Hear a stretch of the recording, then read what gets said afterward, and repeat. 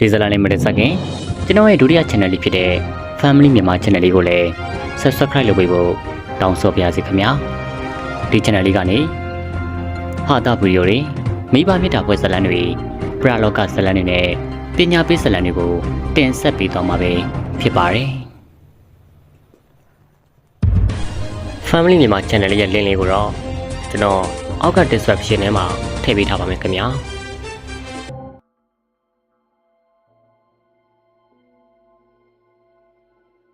ဘုန်းကြီးအမှုရွာပတ်တယ်ဆိုတဲ့စကားကိုဘာကြောင့်ပုံကိုယ်တွေကဘယ်လိုနေရာမှာဟောပြောခဲ့တယ်ဆိုတာမသိဘူးလူတွေကြားထဲမှာတော့အဲ့ဒီစကားကတွင်ရင်းနေခဲ့တယ်အမှန်ကတော့ဘုန်းကြီးအမှုရွာပတ်တာထက်ရွာမှုဘုန်းကြီးပတ်တာကများလာတယ်ရရွာတွေမှာလူသေးတာကစားဘုန်းကြီးပမာဖြစ်တာတာမှုနာမှုဆိုသမျှဗုဒ္ဓဘာသာမြန်မာလူမျိုးမှန်ရင်ဘုန်းကြီးကိုပိတ်ပြီးတော့တရဏဂုံတင်ရတယ်တရားနာကြတယ်ပရိရွတ်ကြတယ်အိမ်တက်ဆန်ကျွေးဆကလူသေးကိုတရားကုန်းပို့တဲ့အထိဘုန်းကြီးကပါရတယ်လူပောင်ကိုရှောင်ခွာလို့တဲ့ငန်းကိုစောင့်မိမဲ့လေလူတွေနဲ့ကင်းကင်းနေလို့မရဘူးကွန်စီတကာကျောင်းတကာတဲ့ငန်းတကာစသဖြင့်ပစ္စည်းလေးပါးဒါကာတို့ရေးအလေးပေးရတယ်လောကုတ္တရာစတိယံဉာဏ်ဒရစတိယံ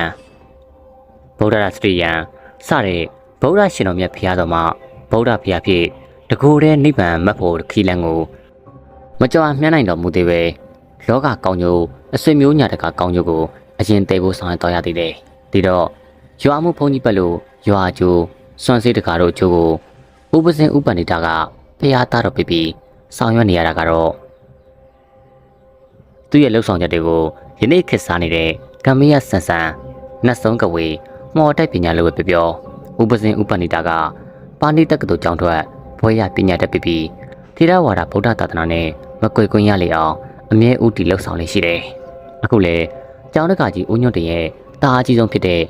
မောင်ဖေးတင်တယောက်ဒုတိယအိမ်အောင်ပြုရေးမှာမပါမဖြစ်ဝင်ပါလာရပြန်ပြီဖုန်ကြီးနဲ့ကာယဝါဒလူပောင်အိမ်အောင်ပြုရေးအတွက်မိတို့မြမဆိုင်လို့ဆိုရပေမဲ့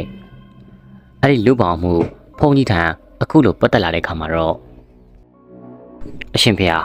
တပည့်တော်တာကြီးမောင်ဖေးတင်ကိုကဲတော်မူပါအောင်ဖေဟာတနေ့မှာတော့နေ့လေခင်ကျောင်းတက္ကကြီးဦးညွတ်တင်ဥပဏိတသတင်း300ကျောင်းကိုရောက်လာပြီးတော့အဲ့လိုလျှောက်ထားတယ်ကျောင်းမှာတော့နေ့လေနေခင်လူတကာပါခြင်းမို့လို့ဥပဏိတကဦးညွတ်တင်ကိုအချိန်ပေးပြီးတွေ့ဆုံနိုင်တယ်တက္ကကြီးသားမောင်ဖေးတင်ကဘာဖြစ်လို့လဲတပည့်တော်သားမောင်ဖေးတင်မိမယူဘောကသူ့မိမကလိုက်ပြီးနှောက်ရှက်နေလို့ပါဖေဟာဟာတက္ကကြီးစကားကရှုပ်ထွေးလာတယ်သူ့မိမဤဖြူကတေးသွားပြီမဟုတ်လားဟုတ်ပါတယ်ဖေဟာတေးသွားလို့ပဲလိုက်နှောက်ရှက်နေတာပေါ့ဖေဟာဟင်ဘလို့အဲ့ဒီပထမမိမဤဖြူတေးသွားပြီးတဲ့နောက်တစိမဖြစ်သွားပြီးတပည့်တော်သားကိုလိုက်နှောက်ရှက်နေလို့ပါဖေဟာသူ့မိမကသူ့ကိုဆွဲလိုက်ရန်ကနေမကြွမလွတ်နိုင်မင်းနဲ့တစိမဖြစ်နေရတယ်ဖေဟာမကြွမလွတ်ဘဲနဲ့တစိဖြစ်နေတယ်လို့တက္ကကြီးကဘလို့ပြောနိုင်တာလဲတပည့်တော်သားကြီးမောင်ဖေးတင်တပိန်ပိန်တလလိန်ဖြစ်နေတာကြည့်ပြီးတော့မိမဆူဆန်းရကနေတပည့်တော်အကြောင်းဆောင်ကိုသိရတာပါဖေဟာအေးဟုတ်ပြီဒီအကြောင်းဆောင်ကိုသိမှဘုန်းကြီးလည်းဘလို့ကူညီရမယ်ဆိုတာစဉ်းစားအဖြေထုတ်နိုင်မှာအနာနဲ့စေးတက်အောင်ပေးမယ်အနာသိရင်စိတ်ရှိရမယ်တက္ကကြီးအဲ့တော့တက္ကကြီးသားမောင်ဖေးတင်ရဲ့အဖြစ်တဲ့ဆောင်ကိုဘုန်းကြီးကိုပြောပြအောင်လွန်ခဲ့တဲ့9နှစ်ခန့်ကတားကြီးမောင်ဖေးတင်နဲ့ဤဖြူတို့ကလူငယ်တဘာဝချစ်ခင်ရေငံမိကြရကနေလူကြီးဆောင်ဝါရှိမှာတောင်းရမ်းယူပြီးတော့အကျဉ်းလင်များဖြစ်သွားကြတယ်။ငယ်ချစ်တွေလည်းဖြစ်ပြန်ချစ်တိုင်းညလို့ညာတိုင်းချစ်ကြရတဲ့မောင်ဖေးတင်တို့လင်များနှစ်ယောက်လူငယ်လူရွယ်တို့အိမ်တော်တွေဘဝမှာအပျော်ကြီးအကြည်နူးကြီးကြည်နူးခဲ့ရတယ်။နှစ်လောပေါင်းမှတရွက်မိပြတဲ့ဆွဲရရပမာပဲအမြဲတမ်းတွေ့မခွဲနိုင်မခေါ်ရရှိကြတယ်။တကားအိုးတဲ့ကိုပြားရည်လောင်းတက်ထားသလိုချုံမိန်တဲ့ဘဝတွေမှာခါသီးတဲ့လောကဓာတ်တွေကိုစိုးစင်မှမတွေးခဲ့မိဘူး။မောင်ဖေးတင်ကစာဖတ်ဝါဒနာပါတယ်လို့ဤဖြူကလည်းဗီဒီယိုရုပ်ရှင်ဝါဒနာပါတယ်ဤဖြူကစုံနဲ့တစီရောင်းမွေတဲ့ကမ္မယဆက်ဆန်ဇလန်းခုတွေကြိုက်တယ်လို့မောင်ဖေးတင်ကလည်းလှုပ်ဝက်သေးဖို့ကမ္မယစမ်းကြဝိထုတွေကိုဆွတ်ဆွတ်မြင်မြင်ဖတ်တတ်တယ်ဗီဒီယိုနဲ့ရုပ်ရှင်ဖြစ်စေဝိထုမဂ္ဂဇင်းဖြစ်စေသူတို့နှစ်ယောက်တယောက်ဝါဒနာပါရကုန်တယောက်လက်ရောမျှဝေခန်းစားတတ်ကြတယ်စာအတူသွားအတူလာအတူရှိကြလို့သူတို့လင်များနှစ်ယောက်တခြားသောဇုံတွေကစံထအားကြကြတယ် ဒါပေမဲ့လည်းမမြင်နိုင်စွမ်းတဲ့ကန်တရားကသူတို့နှစ်ယောက်ကြားမှာမမျှော်လင့်ပဲမထင်မှတ်ပဲနဲ့ဝင်ရောက်မှွေနှောက်သွားတယ်။အဲ့ဒါကတော့အစ်ဖြူတယောက်ငငယ်ရွယ်ရွယ်နဲ့ပဲနှလုံးရောဂါဆွဲကပ်လာတယ်။အမှန်တော့အစ်ဖြူမှာမွေးရပါနှလုံးရောဂါရှိနေတာကိုစောစောကလေးကမသိခဲ့ကြခြင်းပဲ။အစ်ဖြူရဲ့မိကအရွယ်ကောင်းနေတော့မှပဲနှလုံးရောဂါနဲ့ကွယ်လွန်သွားခဲ့တယ်။အစ်ဖြူရဲ့ဖိုးဖွားတွေကလည်းနှလုံးရောဂါနဲ့ကြီးကွယ်လွန်သွားခဲ့တယ်လို့နောက်ကမှသိရတယ်။ရှက်ရှက်ပပမျိုးရိုးလိုက်တဲ့နှလုံးရောဂါကအစ်ဖြူချမ်းမှာပဲဆွဲကပ်ပါလာခြင်းဖြစ်ပြီးလူတသိန်းမှာတယောက်ဖြစ်ခဲ့တဲ့အဖြစ်မျိုးပဲ။မောင်ဖေတင်ကခြေစနီးအစ်ဖြူကိုအသက်မကချစ်ရတယ်ဖြစ်လို့ငွေကုန်ကြေးကြခံပြီးတော့စေဝါကူတာခဲ့တယ်။ဂယူတဆိုင်ပြုစုစောင့်ရှောက်ခဲ့တယ်။လင်းဝတ်တရား၅ပါးတာမကဖခင်နဲ့တူတဲ့လင်းယောက်ျားဘက်မှာအကျဉ်းနာပို့ပြီးတော့စောင့်ရှောက်ခဲ့တယ်။မောင်ဖေတင်လိုအကျဉ်းနာပို့တဲ့ယောက်ျားမျိုးရှားမှရှားတယ်လို့နီးရပတ်ဝန်းကျင်ကပြောယူရတယ်။မောင်ဖေတင်ကလည်းပါဆက်ကောင်းမဟုတ်ဘူး။နှလုံးကောင်းစိတ်ကောင်းရှိတဲ့လင်းယောက်ျားမျိုးဖြစ်လို့အဖြူတက်တက်မှဒါမကနောင်ဘဝဒီမှာလည်းဒီယောက်ျားမျိုးကိုတွေ့နေတော့မှမဟုတ်ဘူးလို့အစွဲကြီးဆွဲတန်ရုံးစဉ်အတွေ့ကြီးတွေ့နှောင်းမိရှာတယ်။မောင်အဖြူသေးသွားရင်မောင်နောက်အိမ်တော့ပြုတ်မလား။အိုးအဖြူမောင်အဖြူကိုချစ်တဲ့ချစ်ကတက်တက်မှတစ်ခါသာပဲချစ်တဲ့အချစ်မျိုးပါ။ပေတတိကြီးတသားဆိုသလိုပေပင်တွေကတက်တက်မှတစ်ချိန်သာတည်သလိုမောင်အချစ်တွေကလည်းတက်တက်မှတစ်ချိန်သာပါအဖြူကိုချစ်ပြီးတဲ့နောက်ထပ်ဘသူ့ကိုမှချစ်လို့မရနိုင်တဲ့တက်တက်မှတစ်ချိန်မှပေါ်ခဲ့တဲ့ချစ်ပါမယုံဘူးမောင်ရဲ့အဖြူလေးအဲ့လိုမယုံတာမောင်ကိုချစ်ရလို့တော့ပါဒါကိုတော့မောင်အဖြူကိုနားလဲပေးပါနော်ဟိုကွယ်အဖြူမောင်ကိုအဖြူယုံပါမောင်ကပတ်စံနဲ့တင်အပြောကောင်းကောင်းနဲ့ပြောနေတဲ့ယောက်ျားမျိုးမဟုတ်ဘူးဒါနဲ့အဖြူမောင်စီကဂတိခုတောင်းကြည့်တယ်ဘာဂတိလဲအဖြူတောင်းတဲ့ဂတိဘာဂတိမျိုးဖြစ်ဖြစ်မောင်ပိတ်ဖို့ဝင်မလေးဘူးအမြဲတမ်းအစင်နဲ့ရှိနေစမြဲပါတခြားတော့မဟုတ်ဘူးမောင်အဖြူယောဂါကြောင့်အဖြူကတနေ့နေ့တော့မောင်ကိုခွဲပြီးတေးရတော့မှာအဲ့လိုအဖြူတေးပြီးမရှိတဲ့နောက်အချိန်ကြာလာတဲ့မြအဖြူကိုမိတ်ပြောက်သွားပြီးတော့နောက်မိန်းမတစ်ယောက်ကိုချစ်ပြီးမယူပါဘူးဆိုတဲ့ခရီးပါမောင်အိုးအဖြူစိတ်ထိခိုက်စရာတွေဘာလို့ပြောနေတာလဲဒီစကားကြားရတာအဖြူဘက်ကအစိုးရင်လုံတာပဲလို့မောင်ထင်တယ်စိတ်ချစမ်းမအဖြူမောင်ဘယ်မိန်းမကိုမှချစ်မိမှလည်းမဟုတ်ဘူးအဖြူကလွယ်ရင်ဘယ်မိန်းမကိုမှလည်းအိမ်အောင်ထပ်ပြဖို့အတွက်ကြိုးစားမှာမဟုတ်ပါဘူးမောင်ခရီးတီပါစေမောင်အဖြူကလည်းတေးသွားရင်တမလုံဘွားကနေမောင်ကိုစောင့်နေမှာခရီးမဖြစ်ပါနဲ့မောင်ရဲ့ဒီတသက်မဟုတ်ဘူးစေသက်ခရီးတီတဲ့အဖြူမောင်ဖေတင်တယောက်အဖြူမသေးခင်ခရီးပေးပြီးတဲ့နောက်ရက်ပိုင်းတွင်းမှာပဲအဖြူတယောက်ကွင်းလွန်တော့ခဲ့ရှာတယ်။ဇနီးတဲ့တေးဆုံးသွားတော့မောင်ဖေတင်တယောက်ဆွေးကြီးဆွေးရရှာပြီ။နှစ်လပေါင်းမှတွေ့ရမိတဲ့ဆော်တော်ရတုဘွားမှာအဖြူမရှိတော့မောင်ဖေတင်တယောက်နေမြထိုင်မြဖြစ်လာတယ်။စားမဝင်အိမ်မပြောဖြစ်လာတယ်။ချစ်ဇနီးအဖြူပေါ်ဆွဲလန်းတဲ့စိတ်နဲ့အထီးကျန်ဆန်းအောင်တဲ့ဘွားမှာလေတွင်းတလို့ဖြစ်ခဲ့ရတယ်။ဒါပေမဲ့လည်းတနေ့ပြည့်ရင်တော့အဖြူရဲ့အုပ်ကူလေးရှိကိုမှန်မှန်ရောက်သွားလို့ပေါင်းမြတ်တွေရှင်ထုံတော့မှန်မှန်တော့လှုပ်ပေးလိမ့်ရှိတယ်ဒီလိုနဲ့ပဲ၃နှစ်ခန့်ကြာသွားတယ်၄နှစ်မြောက်တဲ့ချိန်မှာတော့မမေရော့အားလုံးဖြစ်ကုန်စားပြုတ်လာပြီအဲ့လိုဖြစ်လာတာကလည်းရန်ကုန်ဘက်ကနေခြံဝယ်ပြီးပြောင်းလာတဲ့မောင်ဖေတင်တို့အကောင်းကြီးခြံကထွေးငယ်ကြောင်ပဲထွေးငယ်ကမောင်ဖေတင်ထက်10နှစ်ခန့်ငယ်ရွယ်တဲ့အပြုတ်ဖြန့်ကလေးငယ်နုလက်ဆက်လို့လမ်းဆန်းပြေးတည်နေတဲ့ဖိုးသစ္စာအလှပိုင်ရှင်လေးမိဝဲချိတ်ပမာအချင်းနဲ့ဝဲနေတဲ့မောင်ပေတဲ့နှလုံးသားလှုပ်ခေါင်စာပြန်ပြူလာတယ်။စာဖတ်ဝါသနာပါလို့မောင်ပေတင်စီကနေထွေးငယ်အမိစာအုပ်တွေငှားဖတ်ရကနေတချမ်းနဲ့တချမ်းအကူလို့ရှိလာပြီးတော့ခင်မင်သွားရကနေမောင်ပေတင်ရဲ့အဖြစ်ကိုတနာပေါ်ပြီးတော့ထွေးငယ်ကတန်ရုံစင်ဖြစ်သွားခဲ့တယ်။ထွေးငယ်ဖေကခီးမကြခဏထွက်ရတဲ့ကုံနှကြီးဖြစ်ပြီးတော့မောင်ပေတင်ဖို့ထွေးငယ်တို့အိမ်ကိုအဝင်ထွက်လွယ်လို့အသွားလာချောင်းတယ်လို့ထွေးငယ်တို့ကလည်းခြံရင်းကပ်နေတဲ့မောင်ဖေတင်အိမ်ဘက်ကိုအဝင်ထွက်လွဲနေတယ်။ဘေးပတ်ဝန်းကျင်ကတော့မောင်ဖေတင်နဲ့ထွေးငယ်တို့ဆက်ဆံမှုကိုအပြစ်မှန်းနေနဲ့မြင်ရရုံနဲ့ခရီးမကြခဏထွက်နေရတဲ့ထွေးငယ်ရဲ့ဖေကြီးကြောင့်မုတ်ဆိုးဖို့မောင်ဖေတင်ထွေးငယ်ရဲ့အမေဒေါ်တင်တင်ကင်းနဲ့ဇလန်းမျိုးလာလို့စောင့်ကြည့်စူးစမ်းဝေဖန်ကြတယ်။ဒါပေမဲ့လေတကယ်တမ်းကျတော့အဲ့လိုမဟုတ်ဘူး။ထွေးငယ်ရဲ့ဖေဦးအောင်ခင်ကအနေရိုးသားတဲ့မောင်ဖေတင်ကိုခင်မင်တယ်လို့ သူခီးထွက်နေတော့အိမ်မှုအိမ်သားတွေကိုလည်းသူ့မိသားစုအတွက်စိတ်ချထားလေးရှိတယ်ခီးထွက်ရကပြန်လာမှာတော့မောင်ဖေတင်ထွက်တကူတကဝယ်လာတဲ့လက်ဆောင်လေးတောင်ပါလိုက်သေးတယ်မိမကိစ္စမရှုပ်ထွေးတတ်တဲ့မောင်ဖေတင်ပေါ်ယုံကြည်မှုရှိတယ်ထွေးငယ်မီဒေါ်တင်နေဝေကလည်းမောင်ဖေတင်ထံကနေ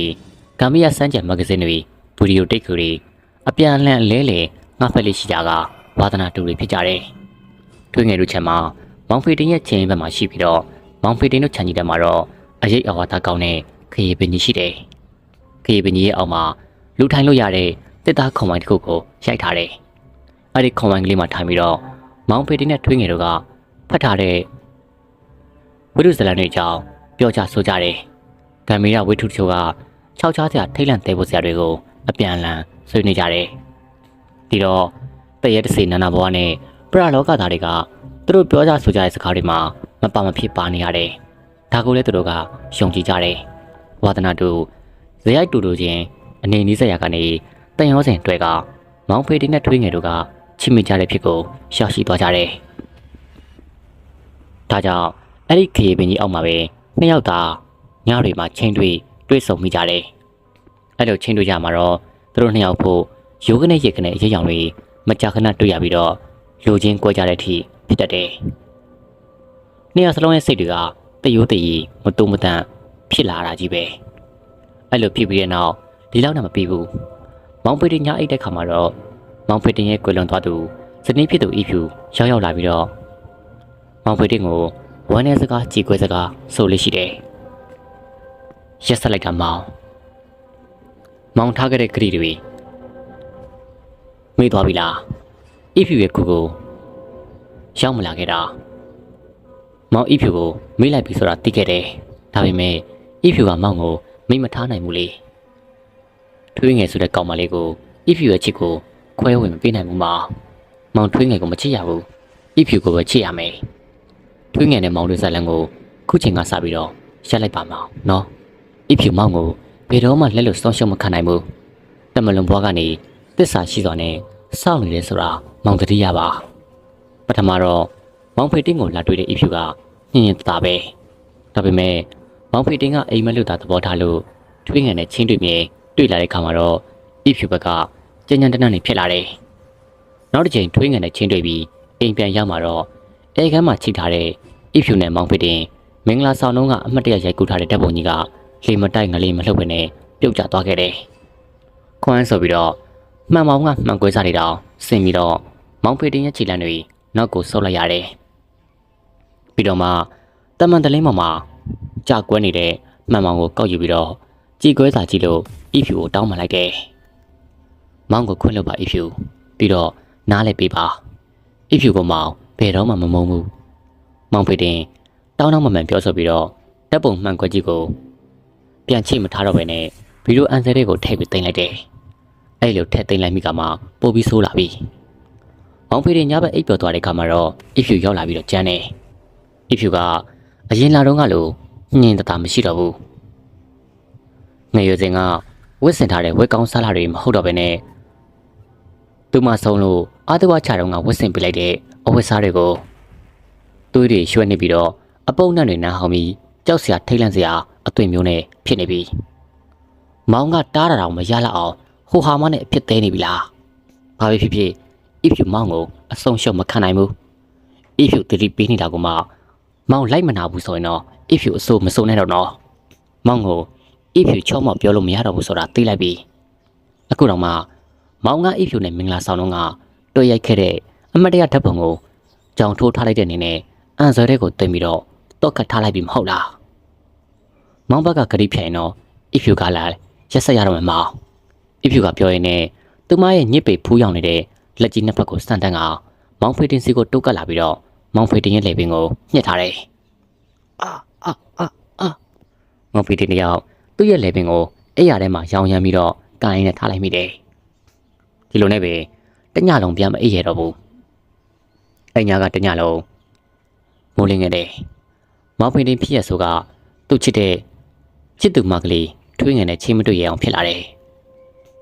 ခြံချင်းနီးကပ်ပါရဲ့နဲ့တွေ့ရလွယ်ကူပေမဲ့လည်းချင်းတွေ့ဖို့အတွက်တွေ့ကြောက်နေမိတယ်နီးရနဲ့ဝင်းနေရတယ် သူတစ်ချိန်ကချစ်ခဲ့ကျင်နာခဲ့မှုတဲ့အဖြူကိုအခုတော့သူကြောက်လန့်နေပြီ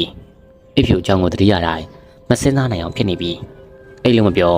စားလို့မဝင်နေလို့မပြောဘွားနဲ့ဝိတုခါကြီးတကူအလိုလိုခံစားနေရင်ဖြစ်နေပြီတစ်ဖက်ကလည်းချစ်တဲ့ထွေးငလေးနဲ့ချိန်မတွေ့ပဲမနေနိုင်ချိန်တူတဲ့ခါတိုင်းနဲ့ညညကြရင်ပြဿနာတက်တယ်ကွယ်လွန်သူချစ်စနီးရောက်လာတက်တယ်အမျိုးမျိုးသောမကြည်နပ်မှုတွေနဲ့ပောက်ကွဲပြတယ်6လမ်းအရေးဆိုတတ်တယ်အသက်ရှင်စင်ကထားခဲ့တဲ့ဂတိစကားတွေမပြတ်ပြပဲနဲ့စောင့်ထိုင်းရန်ပြောတတ်တယ်ယောက်ျားဆိုတာစကားတည်ရတယ်မောင်မိမတစ္ဆာလူမာဂရီတဲ့အဖြူကထွေးငင်တဲ့မောင်ဖေတင်တို့ချိန်တူတဲ့ခါတိုင်းရောက်လာခြင်းကအိမ်မက်ဖြစ်နေမှုမောင်ဖေတင်ထွေးငင်တဲ့ချင်းတွေ့ပြီးတိုင်းအိမ်ရမှာကိုကြောက်လန့်နေမိတယ်အိမ်မက်တွေတကယ်ဖြစ်နေတယ်လို့ထင်ရတယ်အိမ်ကြီးတစ်ဆောင်လုံးရှိပါရဲ့နဲ့ပိုင်မနိုင်အိမ်မှာချင်းတွေ့ဖို့တော့မစင်စားရအောင်ဖြစ်ရတယ်ထွေးငင်ဘက်ကလည်းငယ်ရွယ်သူပြီးအချစ်စိတ်တက်ကြွလှုပ်နိုးတဲ့တဘာဝတိုင်းလက်ထပ်ပြီးတိုးတကွပေါင်းသိနေထိုင်ကြဖို့စင်တီအရေးဆိုလာတယ်ဒီမှာမောင်ဖေတင်ဖို့အရေးကြုံလာတယ်ချစ်သူထွေးငယ်နဲ့လက်ထပ်ဖို့ရေးဆွေးနွေးမိတဲ့အခါညအိတ်တဲ့ချိန်မှာတော့ထုံးစံတိုင်းကွယ်လွန်သူဇနီးဤဖြူအိမ်မက်ထရောက်လာပြန်ပြီးတော့မောင်တို့ကတဆင့်တက်ပြီးတော့လက်ထပ်ကြတော့မယ်ပေါ့လေဟုတ်လားလှုပ်ရရင်လှုပ်ကြလေလက်ထပ်ပွဲညမှာမောင်နဲ့မောင်ခါမလေးဤဖြူမသိသေးအောင်တက်ပြမယ်သိလားဟင်ဤဖြူဒါတော့လွန်သွားပြီဤဖြူနဲ့ထွေးငယ်ကဘာရန်ညိုးရန်သာရှိခဲ့တာမှမဟုတ်တာသူ့ကိုတော့ခွင့်လွှတ်ပါဤဖြူချမ်းသာပေးပါဒါဆိုရင်မောင်တို့နှစ်ယောက်လက်ထပ်ဖို့မကြိုးစားနဲ့လေ။အိုးလက်ထပ်ဖို့ဆိုတာထက်အခုလိုချစ်နေကြတာတော့မှလွန်လှပြီအကုန်လုံးရပြစ်ဒါပဲ။ပြင်းထန်တဲ့တတိပေးချက်တွေကြောင့်မောင်ဖေတင်တယောက်စိတ်အဆင်းရဲကြီးဆင်းရဲနေခဲ့တယ်။ချစ်သူထွေးငယ်ကိုလည်းဒီအကြောင်းတွေဖွင့်ဟအသိပေးလို့မဖြစ်ဘူး။ဤဖြူကိုကြောက်ပြီးတော့ထွေးငယ်နဲ့ချင်းချင်းတွေ့နေရတာကိုအမှတ်မထင်နောက်ဆုံးမိတယ်လို့ဖြစ်လာတယ်။ကြတော့စိတ်ထောင်းကိုကြီးလူမမာရုပ်ဖြစ်လာတယ်။ဒီလိုချင်းတွေမျိုးမှာတမျိုးလေးပင်ဖြစ်စေကမို့အိမ်အောင်ကွဲဖြစ်တဲ့မောင်ဖေတင်နဲ့တဲ့အိမ်စီခွဲနေတဲ့ဖခင်ကြီးဦးညွန့်တင်ကသိရှိသွားတယ်။အဖေတားကိုကဲပါအောင်ဗျာ။တေသွားတဲ့မိမကတားကိုလာနှောက်ရှက်နေတယ်။တားသူ့ကိုကြောက်တယ်။အဖြူကတကယ်ကြောက်စရာကောင်းတဲ့မိမပဲဖေ။သူနဲ့တာထားခဲ့တဲ့ဂရိတွေကိုတည်ရတဲ့အစွဲလန်းကြီးနဲ့မှတ်ထားတာကိုထောက်ရင်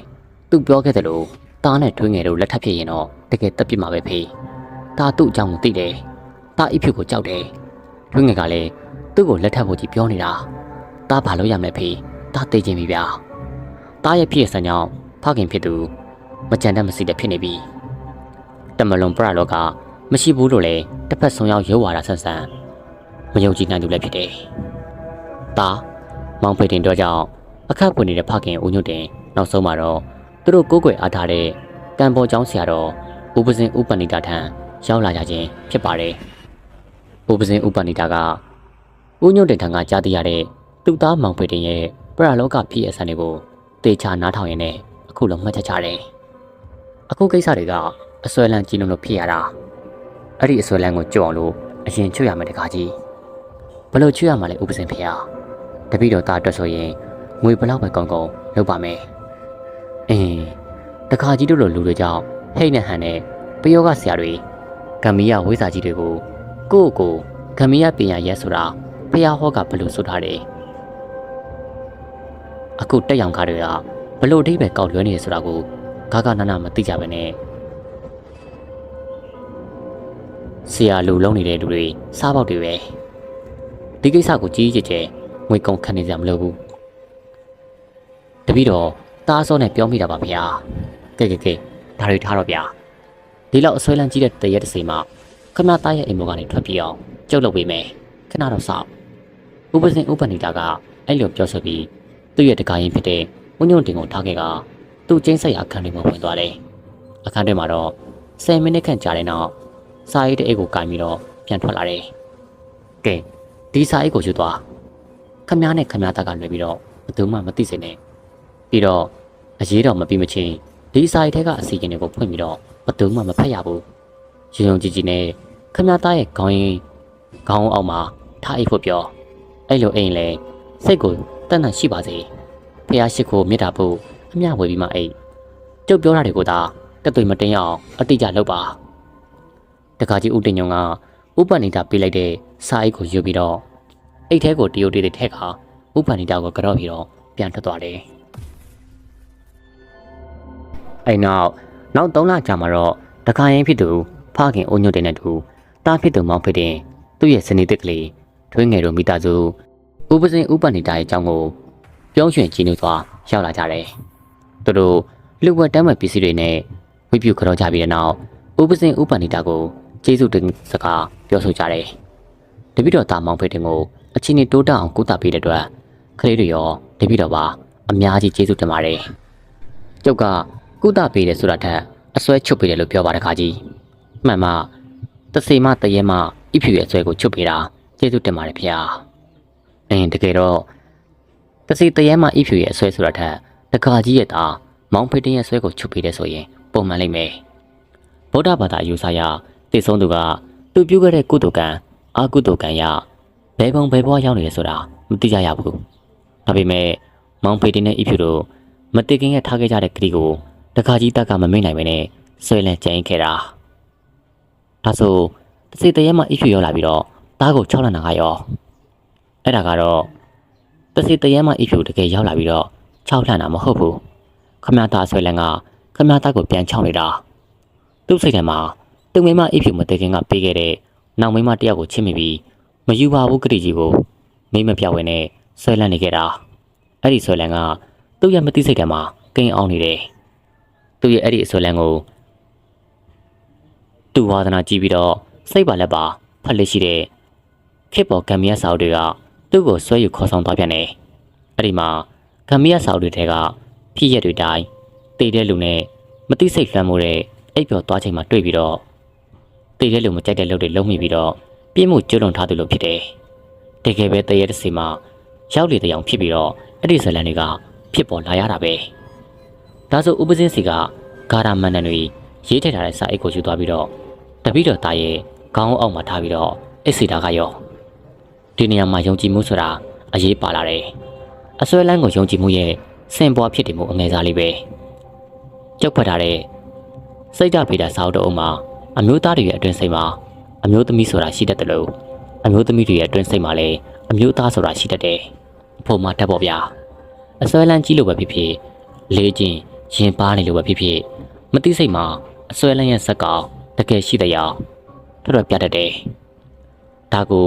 တရုတ်ရှေးပညာရှိတွေကရင်နဲ့ရန်ဆိုပြီးတော့ပြောဆိုကင်မွတ်တတ်ကြတယ်မှန်ပါဗျာစိတ်ဝင်စားစရာကောင်းလာပါတယ်ဖခင်အုံညွတ်တရင်ပြောစကားကို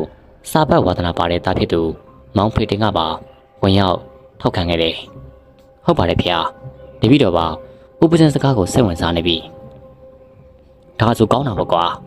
စကားဆက်ရရင်တော့ရင်နဲ့ရန်တို့ရင်ကအမတက်ဆန်နေရန်ကတော့အဖို့ဆန်တဲ့တက်ကလို့ဆိုတယ်အရာတစ်ခုကိုရင်လို့တတ်မှတ်ထားပေမဲ့သူ့ထက်အမဖို့ဆန်တာကတော့လွှမ်းမိုးသွားရင်ရန်ဖြစ်သွားတတ်တယ်ရန်ကိုရင်တက်ကလွှမ်းမိုးသွားရင်လည်းရင်အဖြစ်ပြန်ထွက်လာတတ်တယ်သဘောကတော့ရင်ထဲမှာရန်ရှိတယ်လို့ရန်ထဲမှာလည်းရင်ရှိနေတယ်အဲ့ဒီအစွဲလန်းမှုကအစွဲတွေဖြစ်ပြီးတော့အစွဲလန်းကြီးတွေစိတ်အင်အားနေပါတဲ့ချိန်မှာဒုက္ခပေးတယ်အိမ်မက်ခဖြစ်စေစိတ်လွတ်ကိုလွတ်ဖြစ်သွားတဲ့ခါပါဖြစ်စေတကယ်ထင်မှတ်ယူရလောက်အောင်ရောက်လာတတ်တယ်ဒါကြောင့်အဲ့ဒီအစွဲလန်းကိုရှောင်ချွေရတယ်မောင်ဖေတင်ကဥပစင်ဥပဏိတာစကားကိုယုံကြည်မှုအဖြစ်ရှိလာပြီးတော့မှန်ပါဗျာတပည့်တော်လည်းဥပစင်ရဲ့စာအိတ်ကိုဖြည်းဖြည်းပေးတဲ့နေ့ကစပြီးတော့ဥပစင်မှာကြားလိုက်တယ်လို့ယုံကြည်ကြည်နဲ့ခေါင်းအောက်မှာထားပြီးတော့အဲ့တဲ့နေ့ကစပြီးတပည့်တော်ကိုလာလာ၆တက်တဲ့အဖြူရဲ့ရန်ကနေကင်းဝေးလွတ်မြောက်သွားပါတယ်ဗျာတပည့်တော်သားဒီလိုဒုက္ခတွေလွတ်မြောက်သွားတာကဥပစင်ပေးလိုက်တဲ့အစီရင်ကြောင်းပါပဲပရိခါရမန္တန်စီရင်တွေဘာလဲဆိုတာတပည့်တော်သိကျင်လာပြီမဲ့ဥပစင်ကဖွင့်မကြည့်နဲ့ဆိုလို့တပည့်တော်ဖွင့်မကြည့်ရကြပါဘူးသိနိုင်မဆိုရင်တပည့်တော်တို့သိကျင်လာပါတယ်ဗျာကျုပ်ကအရေးတော်ပုံမပြီးမချင်းစာအုပ်ကိုဖွင့်မကြည့်နဲ့လို့ပြောလိုက်တာပါဗျာခုချိန်မှာဖွင့်ကြည့်လို့ရပါပြီဒါဆိုအတော့ပဲဗျာတပည့်တော်ရုံကြည်ကြည်နဲ့ခေါင်းအောက်မှာထားအိတ်ထဲတဲ့ဒီစာအုပ်ကိုအခုဆရာတော်စီလာမှာပဲအသင့်အိတ်ထဲကိုထည့်လာတယ်ဆရာတော်ရဲ့ခွင့်ပြုချက်နဲ့ခုပဲဖွင့်ပပါမယ်မောင်ဖေတင်ကပြောပြောဆိုဆိုနဲ့သူ့အိတ်ထဲမှာအသင့်ပါလာတဲ့စာအိတ်ကိုဖွင့်ဖတ်ရဗုဒ္ဓံတရဏံကိစ္ဆာမိဓမ္မံတရဏံကိစ္ဆာမိတန်ခါတရဏံကိစ္ဆာမိယရဏ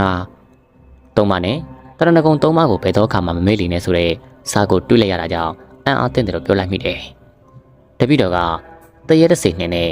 ထူးထူးခြားခြားဂါထာမန္တန်တစ်ခုရေးထားတယ်လို့အောက်မိတာဂမ်ဘီယာတစိတရဲ့အချောက်လှမ်းတွေစိတ်ဝင်စားပြီးဖတ်နေတဲ့မောင်ရင်တို့နေနဲ့ပုံတွေအဲ့ဒီပါမှာဂါထာမန္တန်တွေလို့အောက်မိထားကြတာကိုအမှန်တော့ဗုဒ္ဓဘာသာဝင်တိုင်းအလေးမြတ်ထားကြတဲ့တရဏဂုံသုံးပါးကိုရေးပေးလိုက်တာပဲဗုဒ္ဓဘာသာဝင်တွေအတွက်တရဏဂုံသုံးပါးလောက်ယုံကြည်အားထားရာတခြားမရှိနိုင်ဘူးဂမ်ဘီယာဆွဲလန်းတဲ့စိတ်ကဆွဲပြီးတော့စိတ်တဆနာဆွဲနေတဲ့မောင်ရင်ကိုဥပဇင်ကယုံကြည်အားထားတောက်ဝင်မှုဆိုတဲ့စိတ်ကူထုံနဲ့ရိုးရိုးလေးကိုပေးလိုက်တာဘာပဲဖြစ်ဖြစ်မောင်ရင်လည်းအဆွဲပြောက်မောင်ရင်ရဲ့ဇနီးဟောင်းအီဖြူတိတ်ဆိတ်တရေမှဖြစ်ပြီးတော့၆လနာတွေကတကယ်မဟုတ်တော့ဘူးဆိုတာသိရပြီမဟုတ်လားမှန်မှသိရပါပြီဖေ။တပည့်တော်လေဥပဇင်ရဲ့လက်တွေ့ကြကြကိုတာလိုက်တဲ့ကိုထုံကြောင့်ဗုဒ္ဓဘာသာဝင်တိုင်းအားထားကိုးကွယ်တဲ့ဗုဒ္ဓရဲ့တရဏဂုံသုံးပါးကိုပို့ပြီးတော့ယုံကြည်တောက်ဝင်သွားပါပြီ။ဆွဲလန်းမှုကြောင့်ဖြစ်ပေါ်နေတဲ့ဥပါဒဏ်ကြောင့်ယုံမှန်မှားတဲ့စိတ်ကိုစိတ်နဲ့ပဲဖြေပြအောင်လို့ဖျောက်ပေးတယ်လို့ပဲမှတ်ယူနိုင်ပါတယ်တကားလေး။တပည့်တော်တို့အိမ်မတန်မှအဖို့တန်နဲ့အစုံမိမ့်ပါပဲဖေ။မောင်ဖေတင်ကဗစက်ကနေကြည်နဲ့စွာပြောရင်းနဲ့ဥပဇင်ဥပဏိတာကိုဂျိုတီစာကြောလိုက်ရာသူ့ရဲ့ဘေးကချစ်စနီးတစ်ကလေးထွေးငယ်ကလည်းမောင်ဖေတင်နေလိုပဲလိုက်ပြီးကြောမိပါတယ်ဒီမှာနေမယ်ကျွန်တော်တင်ဆက်ပေးခဲ့တဲ့တွေ့ရမယ့်ဝိညာဉ်ဆွေစလန်လေးပြီးဆုံးပါပြီနောက်ထောင်သူမိတ်ဆွေများလည်းကိုယ်စိတ်နှပြအောင်ချမ်းသာချမ်းသာတော်မူကြပါစေခင်ဗျာ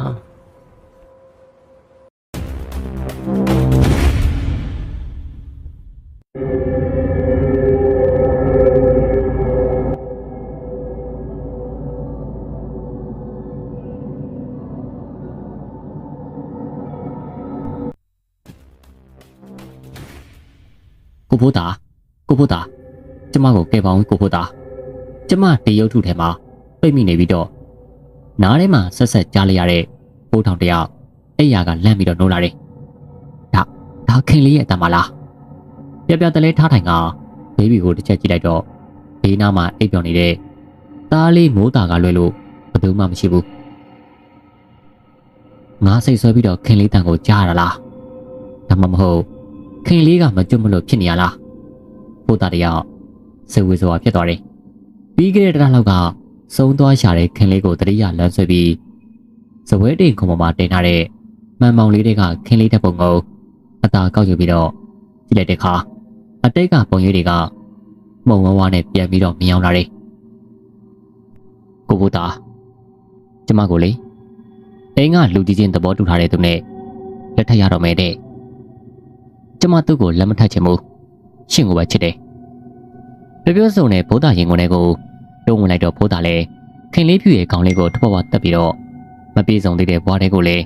ခင်လေးဖြူကိုမဆွဲခေါ်ရတယ်လို့သူများလက်ထဲကိုလည်းမထည့်ပေးနိုင်ပါအကိုလည်းကွာခင်လေးဖြူကိုမခွဲနိုင်ဘူးကွာခင်လေးကိုအနောက်ကိုလိုက်ရဲတဲ့ဆိုရင်အကိုရွာမှာအမိုးရထားတဲ့အိမ်တစ်လုံးတော့ရှိတယ်အဲ့ဒီမှာလိုက်နေမလားဘိုးသားရဲ့မိကြောင့်ပဲခင်လေးဖြူမငင်းတာတော့ပဲနဲ့သဘောတူလက်ခံလိုက်ရတယ်လူဘဝဆိုတာကိုချစ်တဲ့သူနဲ့ပေါင်းသိနေထိုင်နေတာလောကဓမ္မတာပဲလေရွာကိုရောက်တော့အမိညမအကြီးလေးဆင်နေစီကနေတော့ကိုတောင်းလို့အိမ်ကိုရွာကအကူနှစ်ယောက်နဲ့ရှင်းလင်းပြီးအဲ့ဒီမှာပဲအခြေချဖို့အတွက်နှစ်ယောက်သာသဘောတူလိုက်ပါတယ်ရွာပြောင်းခါစားဆိုတော့လဲနေချပြီးတော့ဘဝကိုစတင်ရုံးကန်ပါတယ်ခင်လေးဖြူကိုဝင်ရလာတော့ဖိုးသားလေးလို့ကိုဒီထက်မကစူးစမ်းလောက်ခိုင်းနေပို့တဲ့ငွေလေးတွေကိုလည်းကလေးရဲ့မွေးဖွားစရိတ်အတွက်စုဆောင်းရပြန်တယ်အချိန်တွေတနေ့တစ်နေ့ကုံဆုံးတော့တာနဲ့အတူသားလေးမိုးတာတစ်နှစ်ထဲကိုရောက်လာတယ်အကိုတယောက်တည်းရုံးကန်နေရတာကျမမကြည့်ရတော့ဘူးကျမစဉ်းစားထားတာတခုတော့ရှိတယ်ကိုအိမ်ဆိုင်လေးဖွင့်ရင်ကောင်းမလားလို့လေခင်ရဲ့ဘာလို့အပိမန်းခံကျင်နေရလဲခင်နဲ့သားလေးကိုရှာကျွေးနိုင်ပါတယ်ဒါတော့ဒါပေါ့ကိုရဲ့သားလေးရဲ့နောင်ရည်ကရှိသေးတယ်လေသူ့ကိုလူပုံထဲမှာမျက်နှာမငယ်ရအောင်ထားနိုင်မှုကလည်းမိဘတွေမှာတာဝန်ရှိတယ်မဟုတ်လားခင်လေးပြည့်ရဲ့စကားကိုကြတော့ဖိုးသားတပ်ပြင်းတစ်ချက်ချလိုက်ပြီးခင်လေးစကားကိုလက်ခံခဲ့ပါတယ်သားလေး9နှစ်အရွယ်ရောက်တော့ကံကောင်းထောက်မှလို့မိတ်ဆွေရင်ထုံးမြင့်နဲ့တွေ့ဆုံခဲ့ပြီးချမ်းမြေကျိုးဆောင်လုပ်ငန်းကိုပြောင်းရွှေ့လိုက်ရတယ်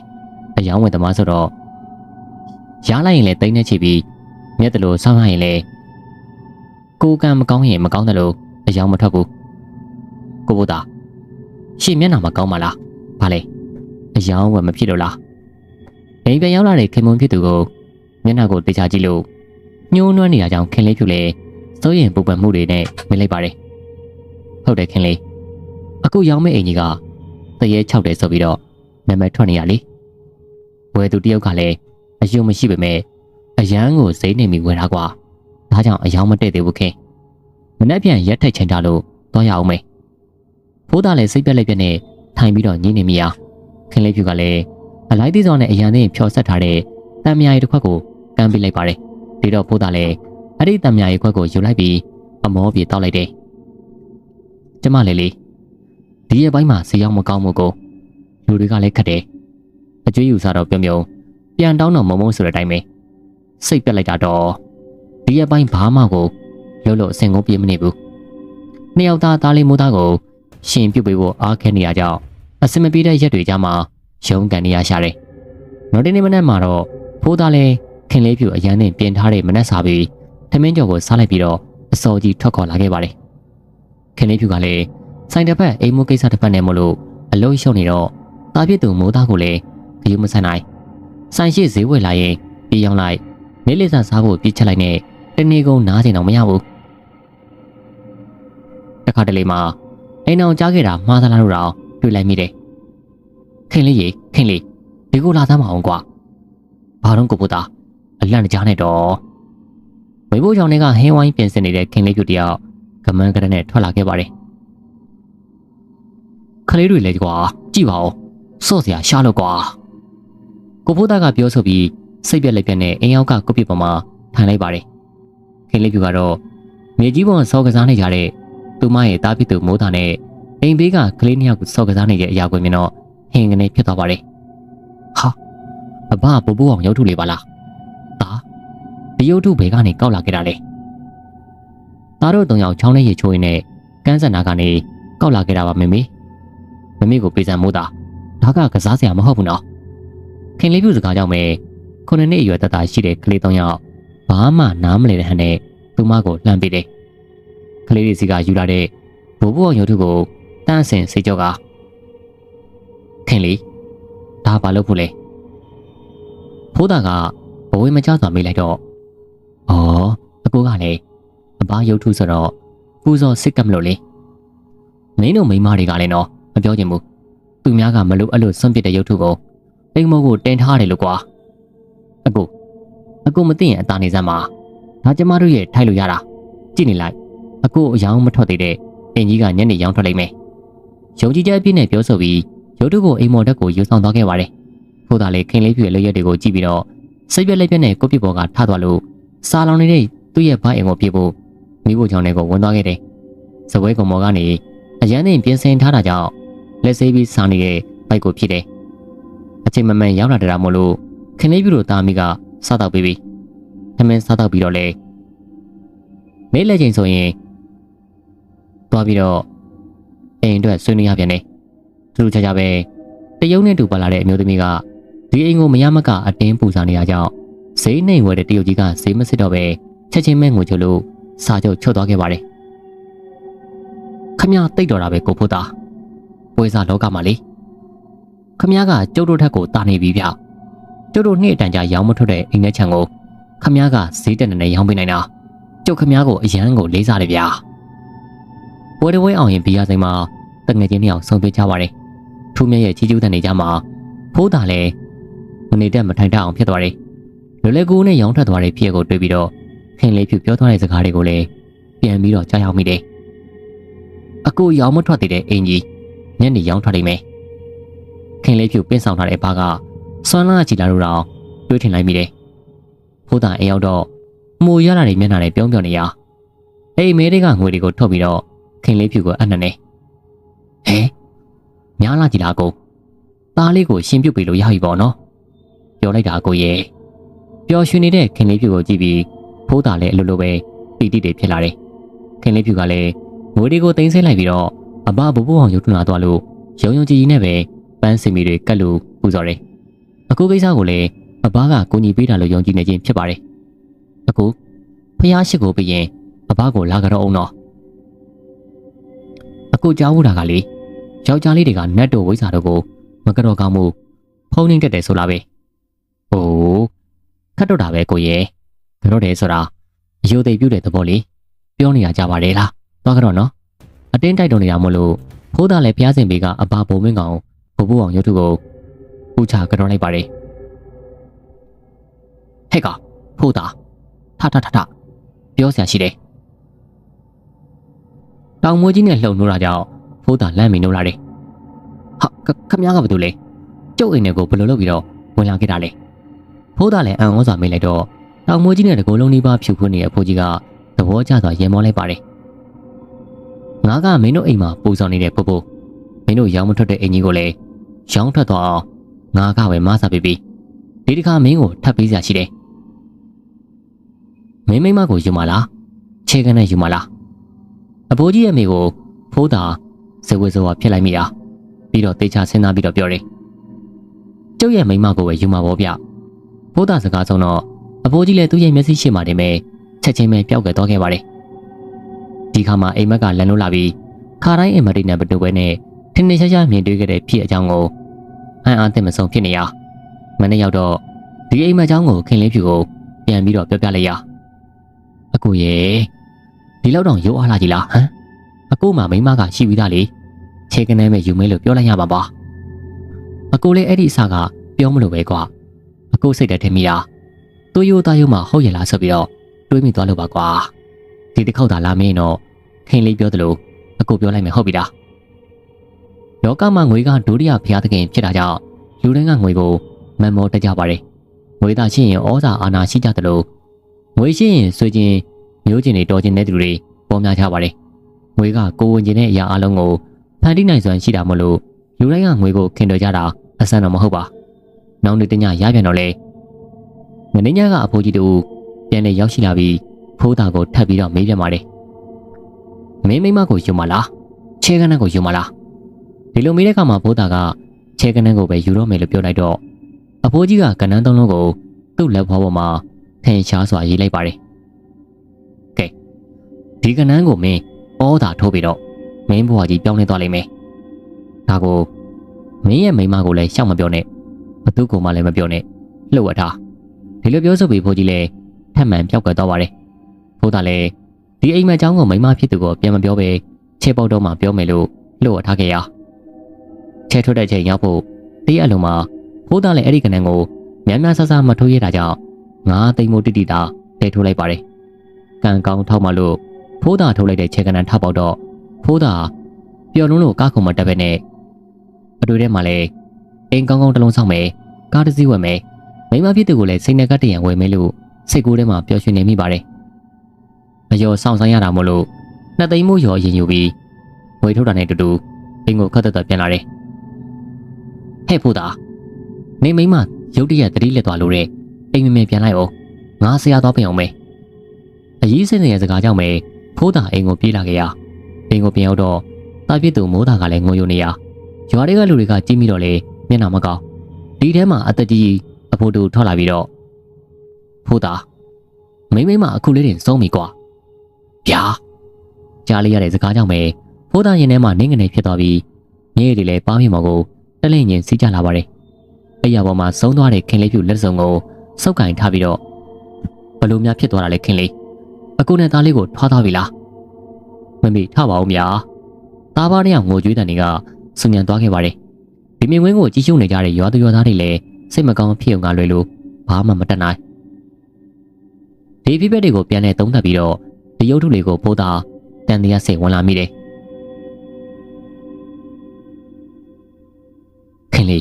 ခင်လေးသေးတာဒီရုပ်ထုနဲ့များဆက်ဆက်နေမလားချက်ချင်းဆိုသလို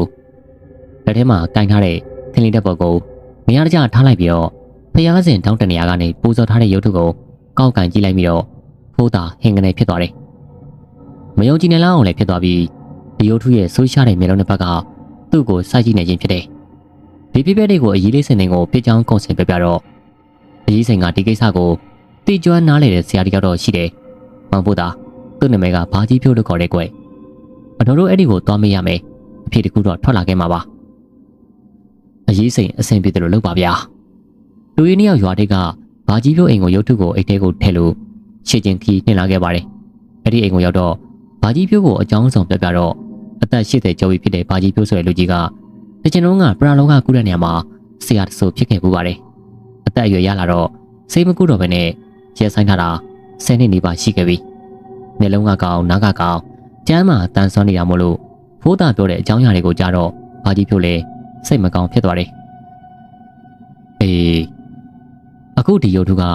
မကောင်းတဲ့နမိတ်စာတွေဝင်စီးထားတာပဲကွာအဲ့ဒါကိုလက်မိုင်းလို့လည်းခေါ်တယ်လက်မိုင်းဟုတ်လားဘာကြီးပြောလက်မိုင်းဆိုတာတက်တက်နဲ့တကုံမချဖို့ဘူးဘလို့ကြောင့်ခင်လေးတည်ဆုံးရတယ်ဆိုတာဖိုးသားအရန်သိကျင်နေဟုတ်တယ်ဖိုးသားလက်မိုင်းဆိုတာတရဲတစေတွေဆိုတာမဟုတ်ဘူးသူတို့မှာအစွမ်းရှိတယ်ကွကောင်းတဲ့လက်မိုင်းတွေရှိတယ်လို့စိုးတဲ့လက်မိုင်းတွေလည်းရှိတယ်တချို့လက်မိုင်းတွေကလေလူစားလေးတက်ကြတယ်အထူးသဖြင့်မိမကိုအလဲထက်လှုပ်သွားတဲ့သဘောမင်းနားလေအောင်ပြောရင်တော့သူ့လိုချင်တဲ့အရာယူချင်တော့မင်းတို့ကိုမလုံးပေးပြီးတော့နေရာချင်းချိတ်တဲ့သဘောဗျာ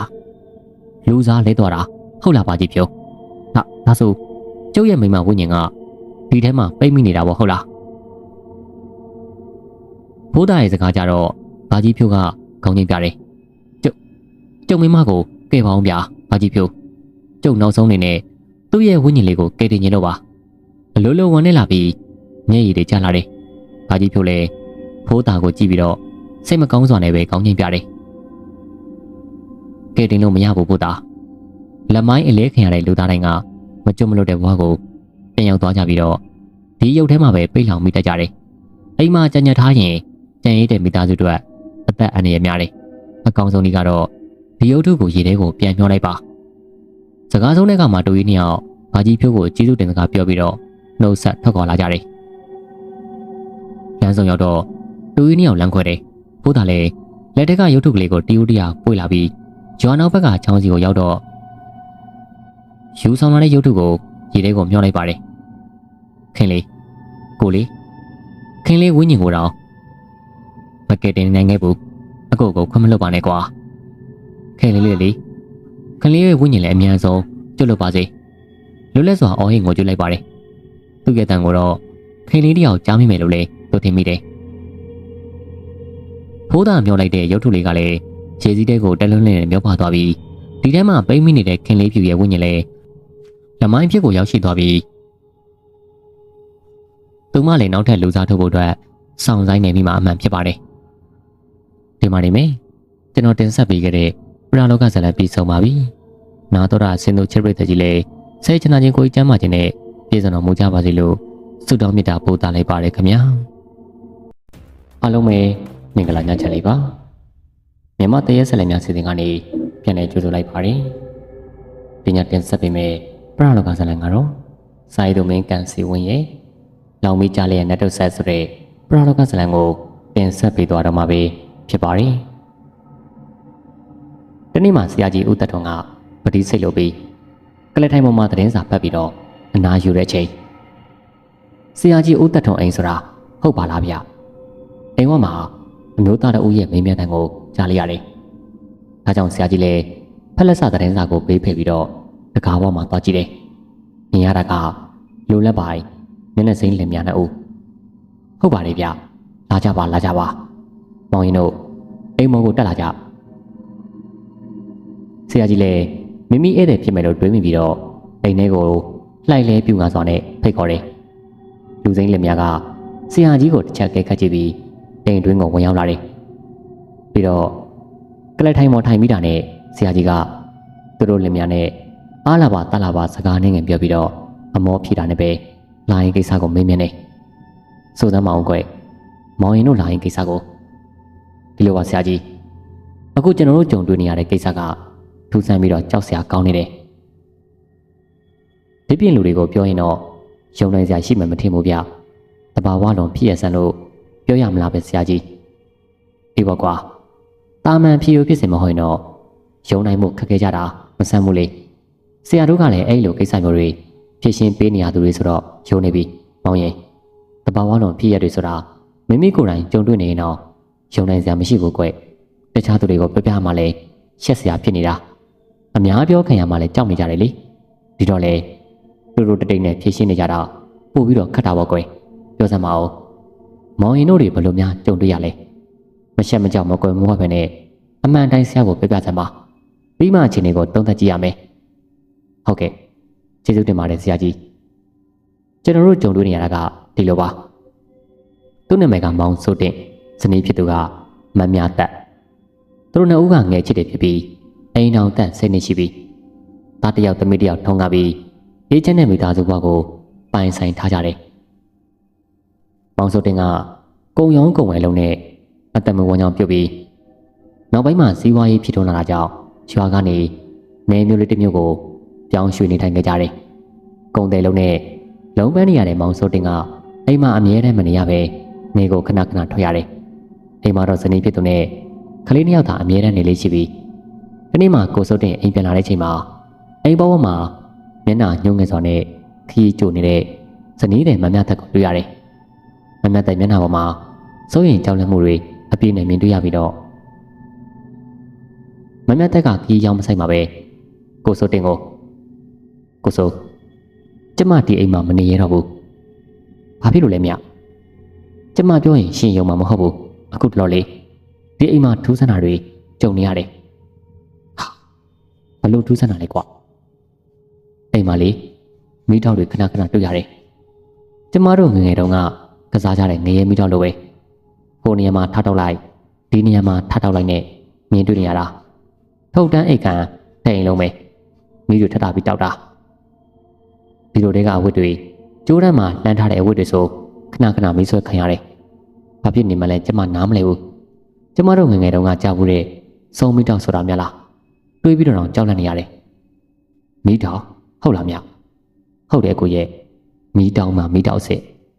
ညစိတ်များထင်နေရလားအကိုရဲ့ရှင်းနေချင်းမှာပေါင်းလာတာ10နှစ်ရှိပြီကျမအကိုဘယ်တော့မှများတင်ညာခဲ့ဘူးလေအခုတကယ်ကြုံတွေ့နေရတာအကိုမယုံနဲ့ပြီးရောမမတက်ကစိတ်ပြက်လက်ပြက်နဲ့ကိုစိုးတင်ကိုရှင်းပြတယ်ဒီလိုပြောနေတော့မှဘုံရှဲဆိုတဲ့အတန်တစ်ခုကြားပြီးတော့ကျိုးတန်းပေါ်လှန်ထားတဲ့အဝတ်တွေမိထားတောက်တာကိုနှစ်ယောက်လုံးမြင်လိုက်ရတယ်မကြခင်မှာမိတောက်ကပြန်ပြီးတော့ငိမ့်သွားပြန်တယ်